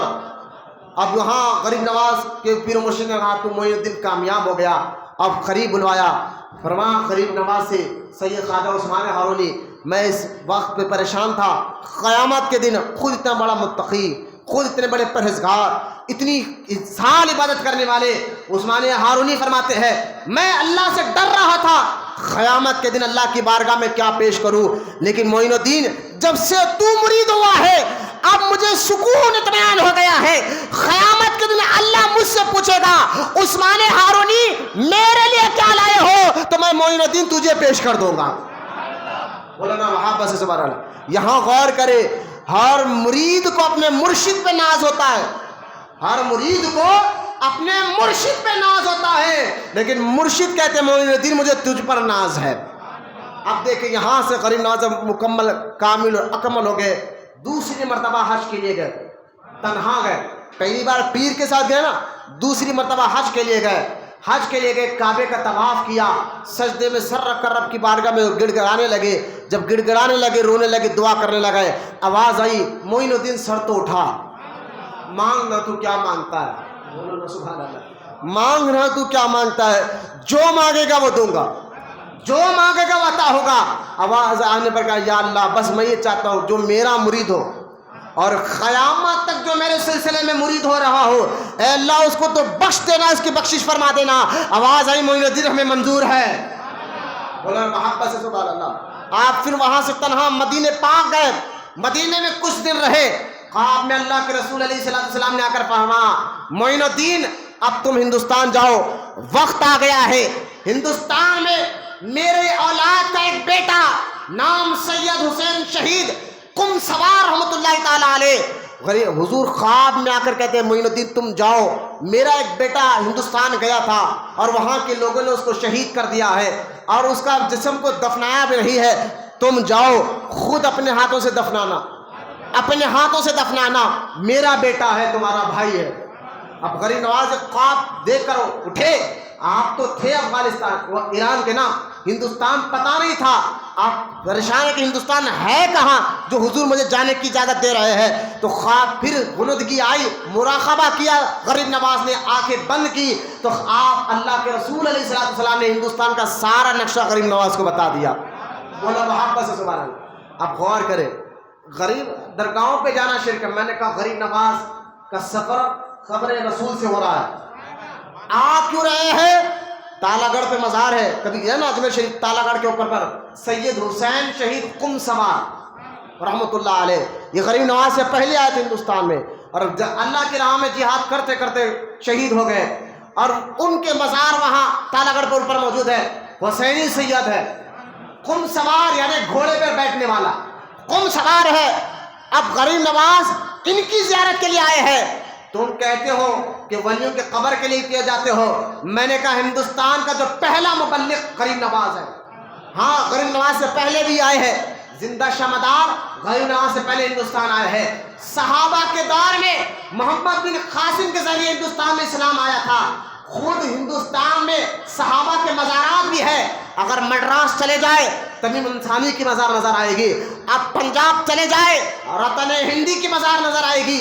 یہ صحابی ہے، حضور کے دور میں، صحابہ کے دور میں ہندوستان میں اسلام آ چکا تھا، زندہ شمدار بھی اسلام لے کر آئے تھے، محمود غزنوی کے بھانجے مسعود غازی میاں سالار بھی یہ بھی اسلام لے کر آئے تھے، یہ سب کے سب جو ہے آئے تھے، لیکن پھر بھی اسلام کو وہ عروج نہیں مل رہا تھا جو ملنا چاہیے تھا۔ ہاں اسلام کو جو عروج ملا ہے اور جو بلندی ملی ہے ہندوستان میں، وہ غریب نواز کے آنے کے بعد ہی ملی ہے، اس میں کوئی شک نہیں ہے۔ غریب نواز ہندوستان میں آئے تبھی اسلام کو عروج ملا ہے۔ یہاں غریب نواز مزار سے زیارت کر رہے ہیں، اشارہ ہوا جاؤ میرے بیٹے حسین شہید کی مزار کو۔ غریب نواز مدینے سے نکلے، جو زمین پر ہے ان سے بھی ملاقات کی، اللہ کے ولیوں سے، جو زمین میں ہے ان کی بھی زیارت کی غریب نواز نے۔ بغداد گئے، وہاں پر بزرگوں سے ملاقات کیا، غوث اعظم کی ظاہری زندگی میں بھی ملا، غوث اعظم پردہ فرمانے کے بعد غوث پاک کے مزار پر بھی غریب نواز گئے، وہاں سے فیض لیا۔ اب زیارتیں کرتے کرتے ہندوستان کا نقشہ، پیدل آنا ہے نا مدینے سے، اگر پیدل کوئی بندہ مدینے پاک سے ہندوستان آ رہا ہے تو اس کو بغداد، ایران، پھر لاہور، پھر دلی، یہ روڈ کا راستہ بتا رہا ہوں، بول رہا محبت سے سبحان اللہ۔ ہاں آج تو پلین ہے، جاؤ اس دور میں پیدل ہی سفر ہوتا تھا نا، اس لیے آپ مدینے سے بغداد گئے، بولو نا سبحان اللہ۔ بغداد میں کئی بزرگوں کی زیارت کی میں وقت نہیں ہے، آنکھوں بتاتا کہ کتنے بزرگوں کی زیارت غریب نواز نے کی ہے۔ جو زمین میں تھے غریب نواز نے ان کے قبروں کی زیارت کی، اور جو زمین پہ ہے غریب نواز نے ان سے بھی ملاقاتیں کی۔ اب تمام زیارتیں کرتے ہوئے بغداد سے، ایران سے ہوتے ہوئے غریب نواز رحمۃ اللہ تعالیٰ علیہ لاہور میں آئے اور کئی دن تک اب لاہور میں رہے۔ حکم اللہ کا تھا نا، جاؤ ہندوستان، رسول اللہ اس کے رسول کا حکم تھا نا، آ رہے تنہا، لہٰذا وہاں لاہور میں کئی دن رہے۔ کیوں رہے؟ کہ آپ ہندوستان آ رہے تھے اور آپ کی زبان، رے بچے باہر جا، آواز نہیں تو باہر جا، بولے میں کیا کر رہے ہیں یار تم لوگ، درود پاک پڑھے اللہم صلی علی سیدنا محمد وعلی آلہ وصحبہ افضل الصلوات وعدد معلوماتک بارک وسلم۔ لہٰذا آپ میری طرف غور سے سنیں، غریب نواز لاہور میں رکے کئی دن تک، کس لیے رکے جانتے آپ؟ کیونکہ آپ پیدائشی ایران کے تھے نا، سنجر کے رہنے والے، لیکن آپ کی زبان فارسی تھی، آپ زبان بولنے کے فارسی زبان جانتے تھے، لیکن ہندوستان کی زبان میں آپ کو آ کر تبلیغ کرنا تھا۔ تو اب لاہور اس وقت ابھی پاکستان کے حصے میں ہے، لیکن تھا یہ ہندوستان کا حصہ نا، انڈیا کا حصہ تھا، وہاں رہ کر آپ ہندوستانی زبانیں سیکھے، بولنا سبحان اللہ۔ یہ ہوتے ہیں بزرگان دین، کسی کو لوٹنے والے نہیں ہوتے، کسی مرید کے جبق پہ نظر رکھنے والے نہیں ہوتے، وہ تو دین کی خدمت کر کر لوگوں کو دین کے ذریعے رب سے ملانے والے ہوتے ہیں۔ لہٰذا وہاں زبانیں سیکھی، کئی لوگ کئی در زبانیں سیکھی، اور سیکھ کر آپ ہندوستان آ رہے تھے۔ ادھر ہندوستان میں آپ کو اجازت تھی اجمیر جانے کی، بولو نا سبحان اللہ، وہ اجمیر شریف۔ اب اجمیر کی خود ایک تاریخ ہے، اجمیر کو اجے پال نے بسایا تھا، پھر بعد میں پرتھوی راج نے قبضہ کیا، پرتھوی راج پھر کئی سال تک بڑا پورے ہندوستان میں اجمیر شریف کا جو بادشاہ تھا اس دور میں پرتھوی راج تھا، بڑا مضبوط تھا، فوج کے اعتبار سے، پیسے کے اعتبار سے بڑا مضبوط، یعنی طاقتور بادشاہ تھا۔ اور جب یہ اس کی ماں پرتھوی راج کی ماں نا بڑی نجومیہ ہے نا، بڑی زبردست جادوگر تھی اپنے دور کی، اس نے ایک دن جو ہے نا اپنے بیٹے کو بلایا پرتھوی راج کو، اور بلا کر کہا تھا کہ ایک فقیر آنے والا ہے اور اس کے ذریعے بیٹا یہ تیری ساری حکومت ختم ہو جائے گی، تیری ساری حکومت ختم ہو جائے گی، ہاں اگر تو ان کی بات مان لے گا پھر تو بادشاہ رہے گا، ان سے الجھنا نہیں۔ تو اس نے ہاتھ جوڑ کر اپنی ماں سے کہا تھا کہ وہ فقیر جو آنے والا ہے ماں اس کا حولیہ کیسا ہوگا، تو اس نے ایک پینٹنگ کے ذریعے غریب نواز کا حولیہ بنایا، اور جب غریب نواز کا حولیہ تیار ہوا اس پینٹنگ کو ہندوستان کے بارڈر میں ٹھہرے ہوئے فوجیوں کو اس نے پینٹنگ دی، کہا جہاں کہیں بھی بارڈر پہ یہ فقیر نظر آ جائے اس کو وہیں پر گرفتار کر قتل کر دینا، یہ اندر داخل ہونے نہ پائے۔ یہ طاقت لگ رہی تھی کہ معین الدین اندر نہ آنے پائے، لیکن اس کو اللہ اس کا رسول آگے بھیجنا چاہتا ہے، اس کو کون روک سکتا ہے؟ پوری طاقت لگی ہوئی ہے کہ معین الدین اندر نہ آنے پائے۔ فوج ہاتھوں میں تصویر لیے کھڑی ہوئی ہے، اس وقت کیمرہ تو نہیں تھا، پینٹنگ تھی آپ کی اتری ہوئی، لہذا سب کھڑے ہوئے ہیں خدا کا خوف کر رہے ہو، جو اللہ اس کے رسول اس کو بھیجتے نا اس کو کسی کا ڈر نہیں ہوتا۔ وہ لاہور میں رکے، لاہور میں ایک یادگار محمد بہت کٹھین قسم کا آدمی تھا، اس کو آپ نے نظر ڈال کر اپنا ولی، اللہ کا ولی بنایا، اپنے قریب کیا اور اس کو وہاں لاہور میں چھوڑا، تبلیغ کی، بہت سے کام کیے، زبانیں سیکھے۔ لاہور میں آپ پہنچے داتا صاحب کی درگاہ پر، بولنا سبحان اللہ، کہتے نہیں درگاہ والے کچھ فیض نہیں دیتے، مردے ہیں، مردے کہاں سنتے ہیں؟ اچھا مردے نہیں سنتے؟ بولا نہیں سنتے۔ کس نے کہا مردے نہیں سنتے؟ تمہارے باپ نے کوئی بات بتائی؟ آپ دادا تم نے کوئی حدیثیں پڑھی؟ اگر صحیح بخاری میں حدیث پاک ہے کہ جب ایک عام میت کو تم قبر میں دفن کر جاتے ہو تو تم قدم میں دفن کر جاتے ہو، قبر میں پلٹ کر آ رہے ہو تو وہ عام میت تمہارے قدموں کی آواز سن لیتی ہے قبر میں۔ حدیث صحیح بخاری کی حدیث پاک ہے، عام میت کو آپ دفن کر پلٹتے ہو تو وہ میت صرف بھائی زندہ آدمی اس کے قدموں کی آواز نہیں سن سکتا، لیکن مرنے کے بعد تو بندے کی طاقت اور بڑھ جاتی ہے۔ جب عام میت جب اس کو دفن کرو قبر کے اندر پلٹو، سرکار فرماتے ہیں وہ تمہارے قدموں کی آواز سنتا ہے بلکہ تمہارے جوتوں کی آواز بھی سنتا ہے۔ بولنا محبت سے سبحان اللہ۔ جب عام میت کو یہ طاقت ہوتی ہے، کس نے کہا کہ مردے دیکھتے نہیں سنتے نہیں؟ قرآن نہیں کہتا وَلَا تَقُولُوا لِمَن يُقْتَلُوا فِي سَبِيلِ اللَّهِ أَمْوَاتٌ بل احیاء ولکن لا تشعرون۔ قرآن تو یہ کہتا ہے کہ جو اللہ کی راہ میں مارے جائے ان کو مردہ بولو مت، بولو نا محبت سے سبحان اللہ، مردہ بولو مت۔ اور ایک آیت میں کہتا سوچو مت، بولنا منع، سوچنا منع۔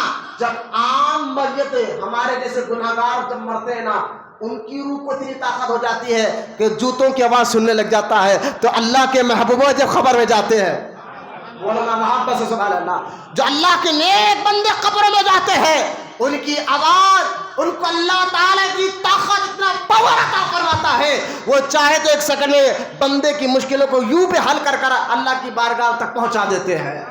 لہذا غریب نواز رحمۃ اللہ تعالیٰ علیہ ہندوستان میں آنے سے پہلے لاہور میں حضور سیدنا علی حجویری داتا گنج بخش لاہوری کے مزار پر بیٹھے، 40 دن چلہ کیا۔ یہ کہہ رہے نا درگاہ والے کیا فیض دیتے ہیں، لیکن غریب نواز کے عقیدے پہ چلو۔ غریب نواز 40 دن کا چلہ کر اٹھ کے کہتے ہیں گنج بخش، غریب نواز کہہ رہے ہیں، داتا گنج کہتے ہیں، گنج معاذ اللہ اس کا مطلب گنجا نہیں ہے، گنج کہتے ہیں خزانے کو، عربی فارسی میں خزانے کو گنج کہتے ہیں، گنج۔ تو لہٰذا گنج ہے کس کے پاس؟ داتا سے بات کہے گا گنج پیسے کا خزانے کا نہیں، روحانیت کا خزانہ رکھنے والا۔ بولو غریب نواز یہ کہتے ہیں 40 دن جب بیٹھے غریب نواز کو فیض ملا۔ میرے داتا کا کتنا بڑا مقام ہوگا جو غریب نواز کو بلا کر فیض دے رہے ہیں۔ سوچو محبت سے بولو سبحان اللہ۔ اب 40 دن چلا کرنے کے بعد غریب نواز دادا صاحب کی مزار کو دیکھ کر کہتے ہیں گنج بخش فیض عالم مظہر نور خدا۔ بولو محبت سے، یہ جو فیض ہے گنج بخش فیض عالم مظہر نور خدا، ناخصا را پیر کامل را رہنما، کہ اے گنج بخش اب اللہ کے خزانوں کے ایسے مالک، اللہ نے آپ کو ایسی قوت عطا فرمائی ہے کہ آپ پیر تو پیر، مرید تو مرید، آپ کے ذریعے پیر بھی رہنمائی پاتا ہے، پیر کو بھی آپ جو ہے طاقت عطا فرماتے ہیں۔ یہ فیض لیتے ہوئے غریب نواز جب ہندوستان کے بارڈر میں داخل ہونے لگے، فوج نے آپ کو پہچانا اور پہچان کر کھانڈے راؤ کے پاس جا کر کہا کھانڈے راؤ صاحب یہ بندہ وہی ہے جو کو ہمیں تصویر دی گئی ہے، وہ اندر داخل ہو رہا ہے، اب کیا کرے؟ کہا کہ جاؤ جہاں وہ فقیر ٹھہرا اسی وقت اس کو گرفتار کر لے آ کر قتل کر دو۔ کچھ فوج کے دستے کو بھیجا گیا، کھانڈے راؤ کے کہنے پر کچھ فوج کے لوگ غریب نواز کو گرفتار کر جیل میں ڈال کر قتل کرنے کے لیے آئے، لیکن میرے غریب نواز کی شان ایسی شان ہے، خواجہ ہند مولانا حسن رضا خان فرماتے ہیں، اعلیٰ حضرت کے چھوٹے بھائی فرماتے ہیں، خواجہ ہند وہ دربار ہے اعلیٰ تیرا، خواجہ ہند یہ دربار ہے اعلیٰ تیرا، کبھی محروم لوٹا ہی نہیں مانگنے والا تیرا، کبھی محروم لوٹا ہی نہیں مانگنے والا تیرا۔ آئے تھے گرفتار کرنے کے لیے، فوج آئی تھی پکڑنے کے لیے، لیکن ملا کیا غریب نواز سے؟ ان کو ملا کیا؟ ایمان کی دولت ملی۔ بولو محبت سے سبحان اللہ۔ ملا ایمان کی دولت، پہنچے غریب نواز کو گرفتار کرنے کے لیے، غریب نواز کا چہرہ دیکھا اور غریب نواز نے کہا بیٹھ جا بچے، سارے کے سارے بیٹھ گئے، اور غریب نواز اتنے پیار اخلاق سے پیش آئے، بس ایک ایک بات پر سارے فوج، یوں سمجھے اس دور کے پولیس والے تھے، وہ سب کے دلوں سے گندگی ختم ہوئی، کفر کی، شرک کی، اور سب کے سب کلمہ پڑھ کر مسلمان ہو گئے ہیں۔ مولانا وہاں پر اس لیے کہتا ہوں میرے غریب نواز کا در وہ در ہے، جو نیت لے کر جاتا وہ ملتا ہے۔ مولانا سبحان اللہ، جو جس مقصد سے جاتا وہ ملتا ہے۔ اب آئے تھے کچھ اور سے، غریب نواز نے ایمان کی دولت عطا فرما دی۔ غریب نواز رحمت اللہ تعالی علیہ وہاں پر آپ نے ان کو نوازا۔ اب یہاں سے جب یہ بات مشہور ہوئی دہلی میں، کھانڈے راؤ کو ہمت نہیں ہوئی آپ کو روکنے کی، کیونکہ جب غریب بیٹھ جاؤ بیٹا بھائی بیٹھ جاؤ، کھاندے پھیلا کر نہیں آنا، کھاندے کے پھیلا کر آنا یہ غلطیاں ہو گئے نا۔ ہم مسلمان ہیں الحمدللہ، ہمیں مسجد میں آنے کا طریقہ نہیں معلوم، لیکن ہم مسلمان ہیں۔ کلمہ پڑھ کر 50 سال 60 سال 20 سال 15 سال ہو گیا، لیکن ہم مسلمان ہیں، لیکن ہمیں مسجد میں آنا نہیں معلوم کیسا طریقے سے آنا ہے۔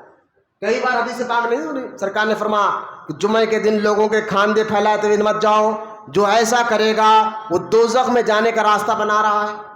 اس لیے جمعے کے دن کھاندے پھیلا کر نہیں آنا، جہاں جگہ ملی وہاں بیٹھنا ہے۔ کب عمل کرو گے یار؟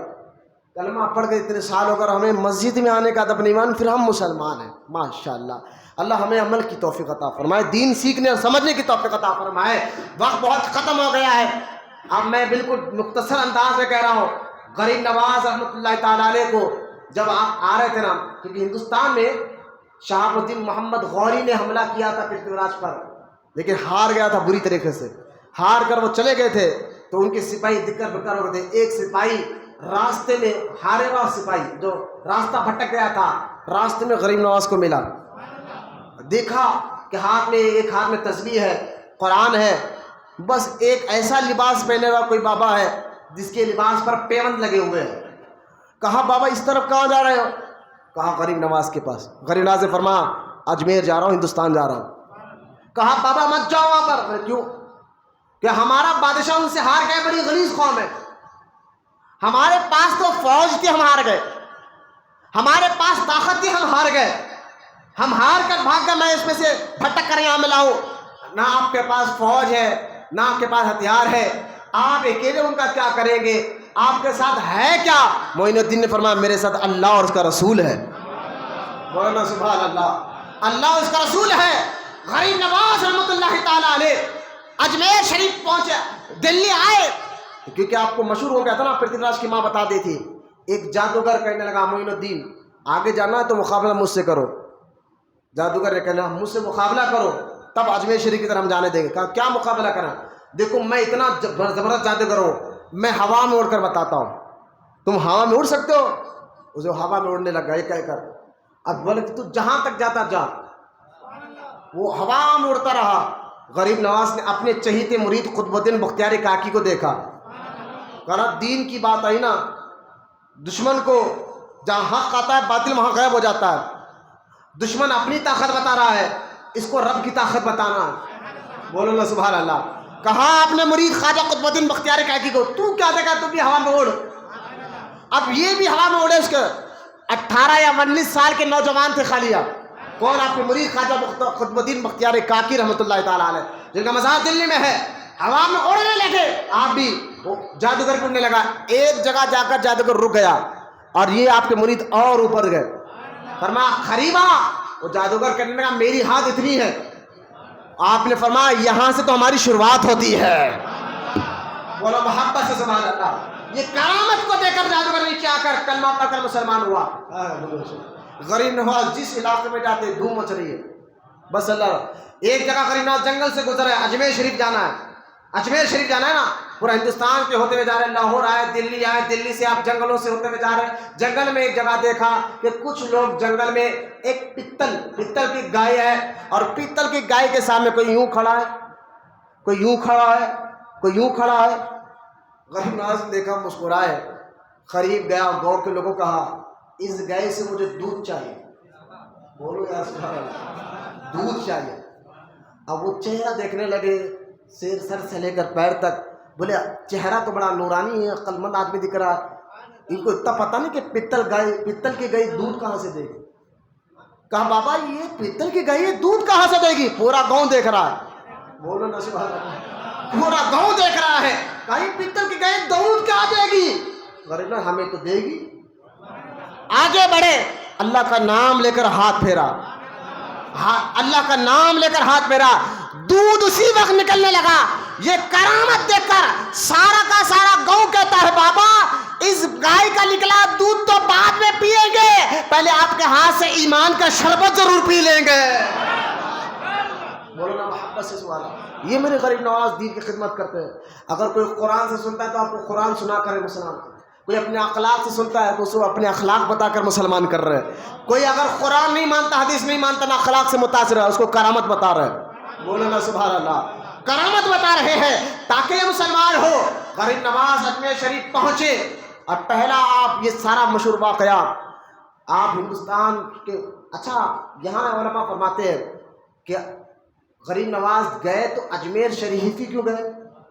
ہندوستان میں لاہور سے جا کر دلی میں بھی رک سکتے تھے, بمبئی میں رک سکتے تھے.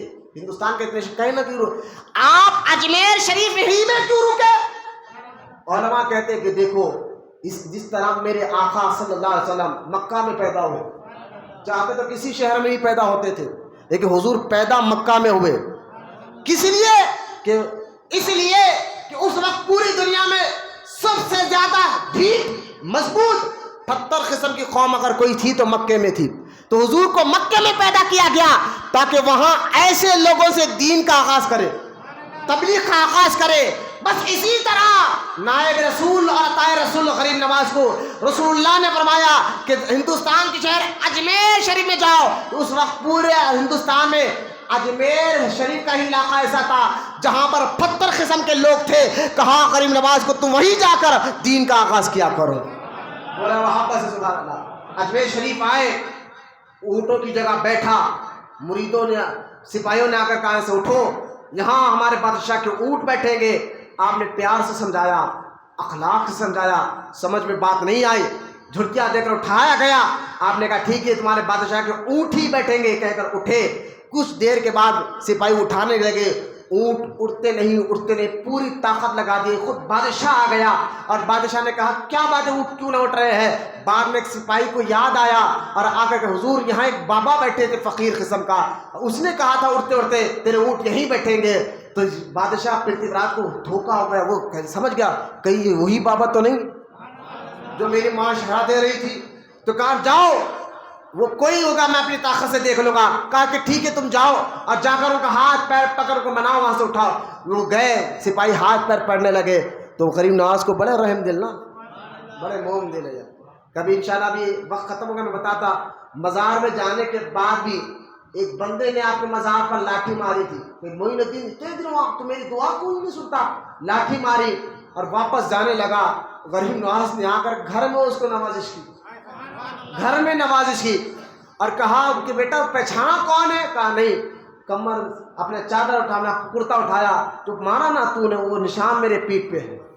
میں بتاتا اگر کاش وقت ہوتا، میرے غریب نواز آج بھی اتنا نرم دل رکھتے ہیں میرے غریب نواز رحمۃ اللہ تعالیٰ علیہ۔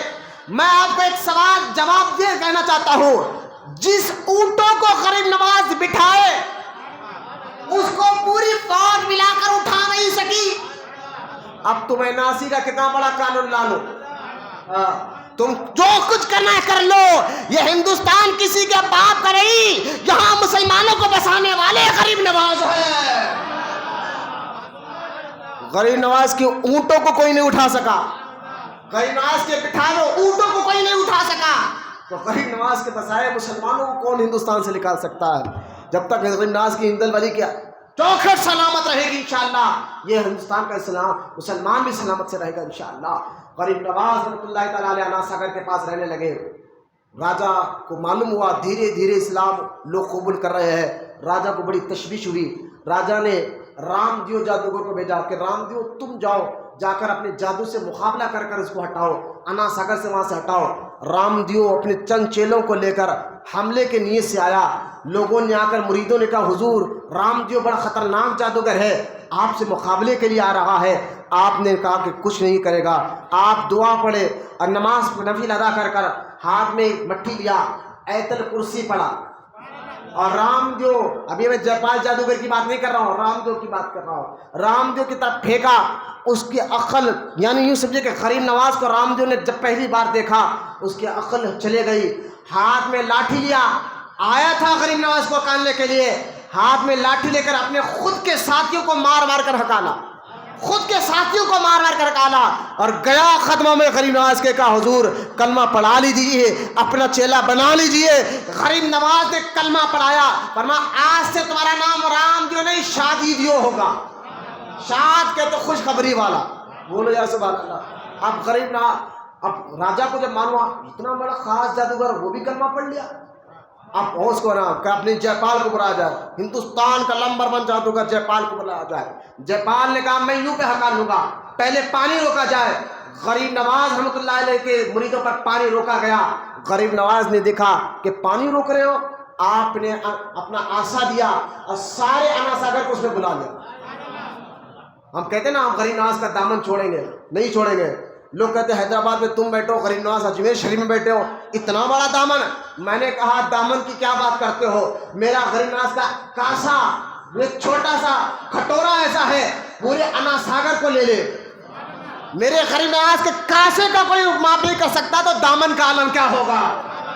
خیر غریب نواز رحمۃ اللہ تعالیٰ علیہ جب سارا انا ساگر کاسے میں لے لیے، وہ پریشان ہوا۔ ڈاکو نے خود جے پال جادوگر آ کے کہا فقیر ہے، صوفی ہے، آپ کی وجہ سے کئی بھوکے لوگ انسان جانور ہی مر رہے ہیں، آپ کو رحم آیا، آپ نے پانی واپس انا ساگر میں ڈالا۔ اس نے کہا مجھ سے مقابلے کے لیے تیار ہے۔ آپ نے فرمایا تو کیا کرتا ہے کر لے، پوری طاقت لگا دی۔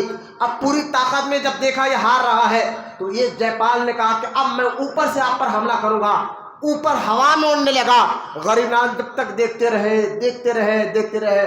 غریب نواز تو غریب نواز آئے تھے نا، غریب نواز تبلیغ کر رہے ہیں، غریب نواز تو غریب نواز، غریب نواز کے پیر میں پہننے والی چپل بھی تبلیغ کے لیے آئے تھے۔ ارے محبت سے بولیے سبحان اللہ۔ آپ کہیں گے وہ کیسا، غریب نواز کے پیر میں پہنے کی چپل بھی تبلیغ کر رہی تھی، وہ کیسا؟ غریب نواز پہنے چپل کہتے ہیں، اس کو نیچے گرا، چپل ہوا میں اڑی، جے پال کے سر پر پڑی۔ جے پال کو چاہتی تو چپل انا ساگر میں لے جا کر پھینکتی، چاہتی تو چپل کہیں اور لے جا کر پھینکتی، لیکن چپل تھی غریب نواز کی۔ اس نے دیکھا اگر اس کو سنوارنا ہے تو اس کو انا ساگر میں نہیں غریب نواز کے خاتموں میں پھینکا کرو۔ مار مار کر غریب نواز کے خاتموں میں لائے۔ میں نے کہا واہ چپل غریب نواز کی۔ ہاں اب یہ کیا آپ چپل کی تعریف کر رہے ہیں؟ میں نے کہا قرآن پڑھا آپ نے سورہ بقرہ تابوت سکینہ؟ بولے ہاں۔ اس کے وسیلے سے اللہ دعاؤں کو قبول کرتا تھا؟ بولے ہاں۔ تابوت سکینہ کا ذکر قرآن میں ہے. میں نے اس تابوت میں تھا کیا؟ موسیٰ علیہ السلام کی چپل تھی جن کو نالین کہتے ہیں. میں نے کہ اللہ کے محبوب بندے اگر نالین پہن لے اللہ اس میں بھی برکتیں داخل فرماتا ہے. قرآن ہے بھائی. سورہ بقرہ تابوت سکینہ کا واقعہ پڑھ کر دیکھیں سارا واقعہ سمجھ میں آئے گا. حضرت غریب نواز رحمۃ اللہ تعالیٰ علیہ کی اس کرامت کو دیکھ کر جے پال جیسا جادوگر بھی مسلمان ہوا. یہاں پر جے پال جب مسلمان ہوا بہت سے واقعات ہوئے تھے لیکن وقت ختم ہو گیا. آپ نے شہاب الدین پرتھوی راج کو سمجھایا کہ بھئی اگر تو ایمان نہیں لاتا مت لا. ہم زبردستی کسی کو کلمہ پڑھاتے بھی نہیں، مت لا، لیکن مظلوم لوگوں پر ظلم نہ کر، تو کسی پر ظلم نہ کر. وہ نہیں مانتا تھا. آپ نے اس کو سمجھایا نہ میں تیری بادشاہت کے لیے آیا ہوں نہ میں تیرے تخت و تاج چھیننے کے لیے آیا ہوں. تو کلمہ نہ پڑھتا نہ صحیح رہے اپنی تخت پر لیکن کسی مخلوق خدا پر بلا وجہ کے ظلم نہ کر. وہ سنا نہیں، آپ کے مریدوں پر ظلم کرنے لگا تو آپ کو جلا لگا. آپ نے دعا فرمائی کہ اب میں نے پرتھوی راج کو شہاب الدین محمد کے ہاتھوں گرفتار کروا دیا. یہ کہہ دیا کہ شہاب الدین محمد غوری ایران میں سو رہا تھا. سوتے وقت خواب آیا. ایک بزرگ کہتے ہندوستان کی بادشاہت تیرا انتظار کر رہی ہے. وہ خواب سے بیدار ہوا، اپنے لوگوں کو علماء کو بلایا. میں نے یہ خواب دیکھا ہے. کہا شہاب الدین اسی وقت حملہ کر، اللہ تجھے کامیابی دے گا. شہاب الدین غوری اپنے بچی کچی فوج کو لے کر جب ہندوستان کی طرف آیا پرتھوی راج 150 راجاؤں کی فوج کو لے کر مقابلہ کرا لیکن اس مقابلے میں پرتھوی راج ہارا. شہاب الدین محمد غوری نے پرتھوی راج کو پکڑا، گرفتار کیا. غریب نواز کی پیشن گوئی صحیح ہوئی. جب وہ اجمیر شریف میں داخل ہوا مغرب کا وقت تھا اور باہر سے آواز آ رہی تھی اللہ اکبر اللہ اکبر. محبت سے سبحان اللہ.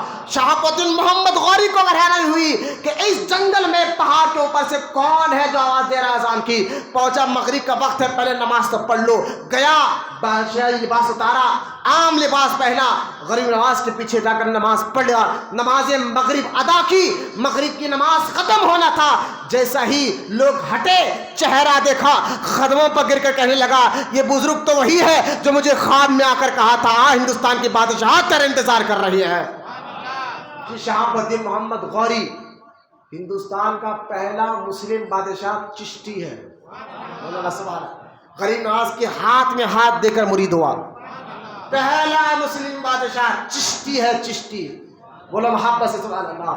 غریب نواز رحمۃ اللہ تعالیٰ علیہ 57 سال، ایک روایت 97 سال یا 102 سال کی عمر میں پہلی رجب کو آپ دروازہ بند کر کر اپنے حجرے میں چلے گئے تھے جہاں آپ کا مزار ہے. حجرے میں آپ چلے گئے تھے پہلی تاریخ چاند کی رجب کی. اور 1 دن ہوا، 2 دن ہوا، 3 دن ہوا. مرید 3 دن تک خاموش رہے کیونکہ غریب نواز کی عادت تھی جب اپنے حجرے میں جاتے تو 4-4 5-5 دن کے بعد باہر نکلتے، عبادت میں رہتے تھے.